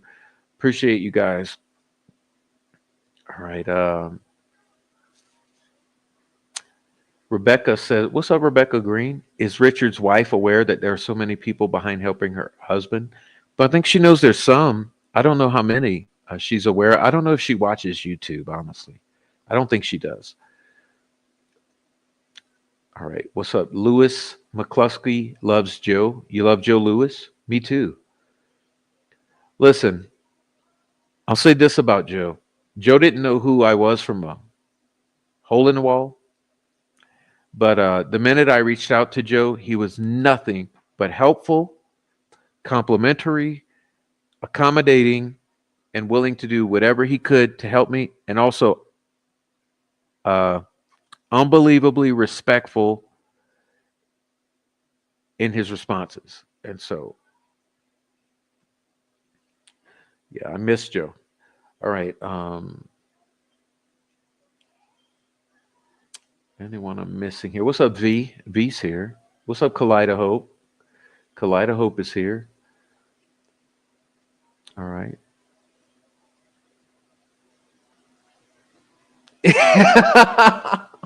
It's best if we ignore everything I say. Me too at this point.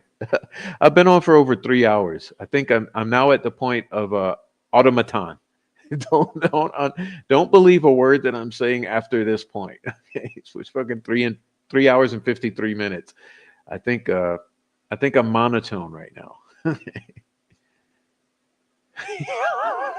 It's 1:35 a.m. I'm literally in a zombie fight. Okay. Well, all I got to do is go talk to some troll farm. I'll be in a zombie fight. Okay. Yeah. Thank you, Mark Ellis. Mark Ellis sponsoring the show tonight. So I downloaded the new app like Halida Hope told me, then added him from Pendleton. I kept trying to copy and paste a message. I didn't see our message thread.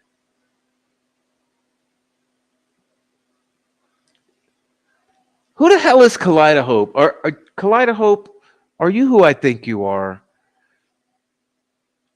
All right. See, everyone with their fake names just kills me because then I'm like, hold on, are you who I know you are or think you are? Or do I know you? But then I think I know people and then it's not them. So who the hell knows with these sock accounts? But hey, whoever you are, Kaleida Hope, thank you for helping my person. And maybe I do know you. Was it Tracy's birthday? I can't think as much as you talk. Yeah, well, I'm out of both right now. Okay. Happy birthday, Prop. Well, thank you, sweet cheeks. Okay, let's see. We got Kurtz and Gabe both in pen. Ooh, I don't like that at all. I really don't like. Oh, that's rough. Who's your daddy? I honestly didn't know that. So you guys know, I think Gabe and Kurtz were the Delphi killers, or involved closely, intimately. So that's very disturbing to know that Kurtz and Gabe are with Rick Allen. That's really troublesome. I didn't know that. Okay, Tracy Thornton. My birthday was yesterday. Tracy, can I cash app you? You should have cashed at me and I could cash app you back.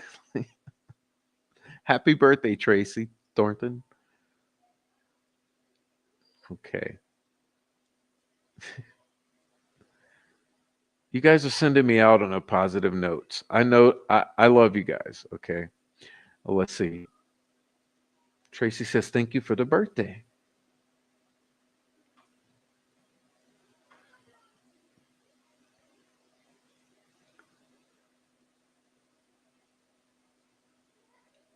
All right, y'all. Well, hey, it looks like we're done here. Our job is done. We're out of here. Great live. Thank you, Kelly. Hey, Kelly, please come back next time. Look, Carol says my real name, not a sock account. Okay. Hey, Carol. I guess you're Carol, but who knows? How the fuck do I know? You got to FaceTime me. Listen, you know what I do with the trolls? I say you better FaceTime me or I'm snitching. And once the trolls FaceTime me, then I know who they are. Then I let them move on. What's up, Rebecca Ann? Rebecca Ann, we're not done with Randy. Look, don't let him get away with it. All right. Dirty Diana, I just checked the app and you're still pending. Okay. Hope we talk soon. And I hope to talk to you too, Diana. Girl, inbox me. You got my inbox. Okay. Good night, Silence. Oh, so Bill is saying Ellis is in Plainfield, not Pendleton. All right. All right, good, Bill. I hope so. Pardon me for the hiccup there. Right. Sunflowers, but I've been for here for years with you. Yes, you have, and you are a very attractive young lady. Okay, if this is your photo, you better not be catfishing with the photos. Come on, girls, stop the old the 15-year-old photos that this troll farm does. Why must the troll farm put up 20-year-old photos of themselves? Don't do it, ladies. Okay. Am I being mean now? It's time to get off. Okay, good night, y'all. It's Friday. It's Friday. Hey, maybe it's already Saturday where you are. Go get some sweet loving. Okay, it's Friday night, Saturday morning. Go get some sweet loving. It's enough of Delphi. We're out of here. All right. Am I tipsy? Probably. I'm not telling. I'm laughing because it's my birthday. All right, that's my birthday, so I'm laughing at y'all. Oh, I declared you my wifey 2 years ago. Yeah. Well, the troll farm's gonna love that one. They say I'm a predator. Yeah, the predators here on the Facebook and on YouTube. There are three people with my name in my country, in my county. One of them actually stole my social, and it was a nightmare. Wow, too bad. 6:45 in the UK.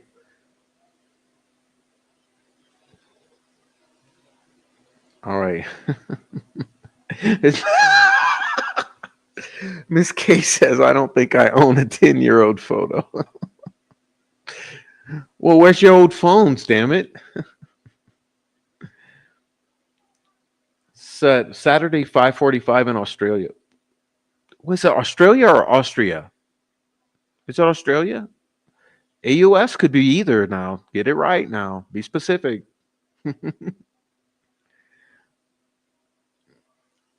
All right, I'm done. I can't handle y'all jokes right now. All right. Thank you, Sunflower Soul. You'll always may be my number one. Okay. Oh, who else we got here? Jake Brooks. That's Doug Carter. Yeesh. Oh, Kaleida Hope says we don't know each other. Okay, well, you're not who I thought you were. You were. You were. You was. How do you say that? All right. You're not who I thought you was. So anyway, Miss Kaleida Hope, it's good to meet you, and thank you for being here. All right. Thank you, EWTN. Thank you for the happy birthday. I always love the happy birthdays. Hey, why not get happy on your birthday? The fucking word is happy birthday. So the preface is happy, right? Let's be happy. All right. Sweet dreams, everyone. Hug your kids, hug your wife, and pray for Abby and Libby. Pray for Richard Allen. Pray for yourselves, your families. And hey, pray that we all make it through to a happier future because the pain don't have to stick with us. You know, it comes and goes. It comes and goes. So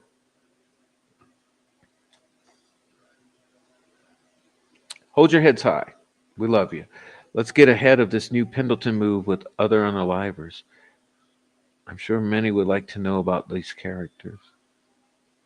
Hug your puppies. Yeah, because they raping everybody. It's Delphi. That's why I say it. That's why I say it. It is Delphi out here. Uh, they raping everybody out here. Better watch out.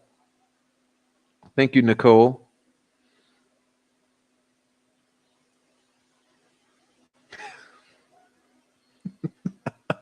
No comment. No comment. That's mean girl shit, and I approve it. Tracy Thornton, thank you. All right, have an amazing weekend. I'll leave it with this. Sunflower Soul is closing it out for us. Should have stopped me an hour ago.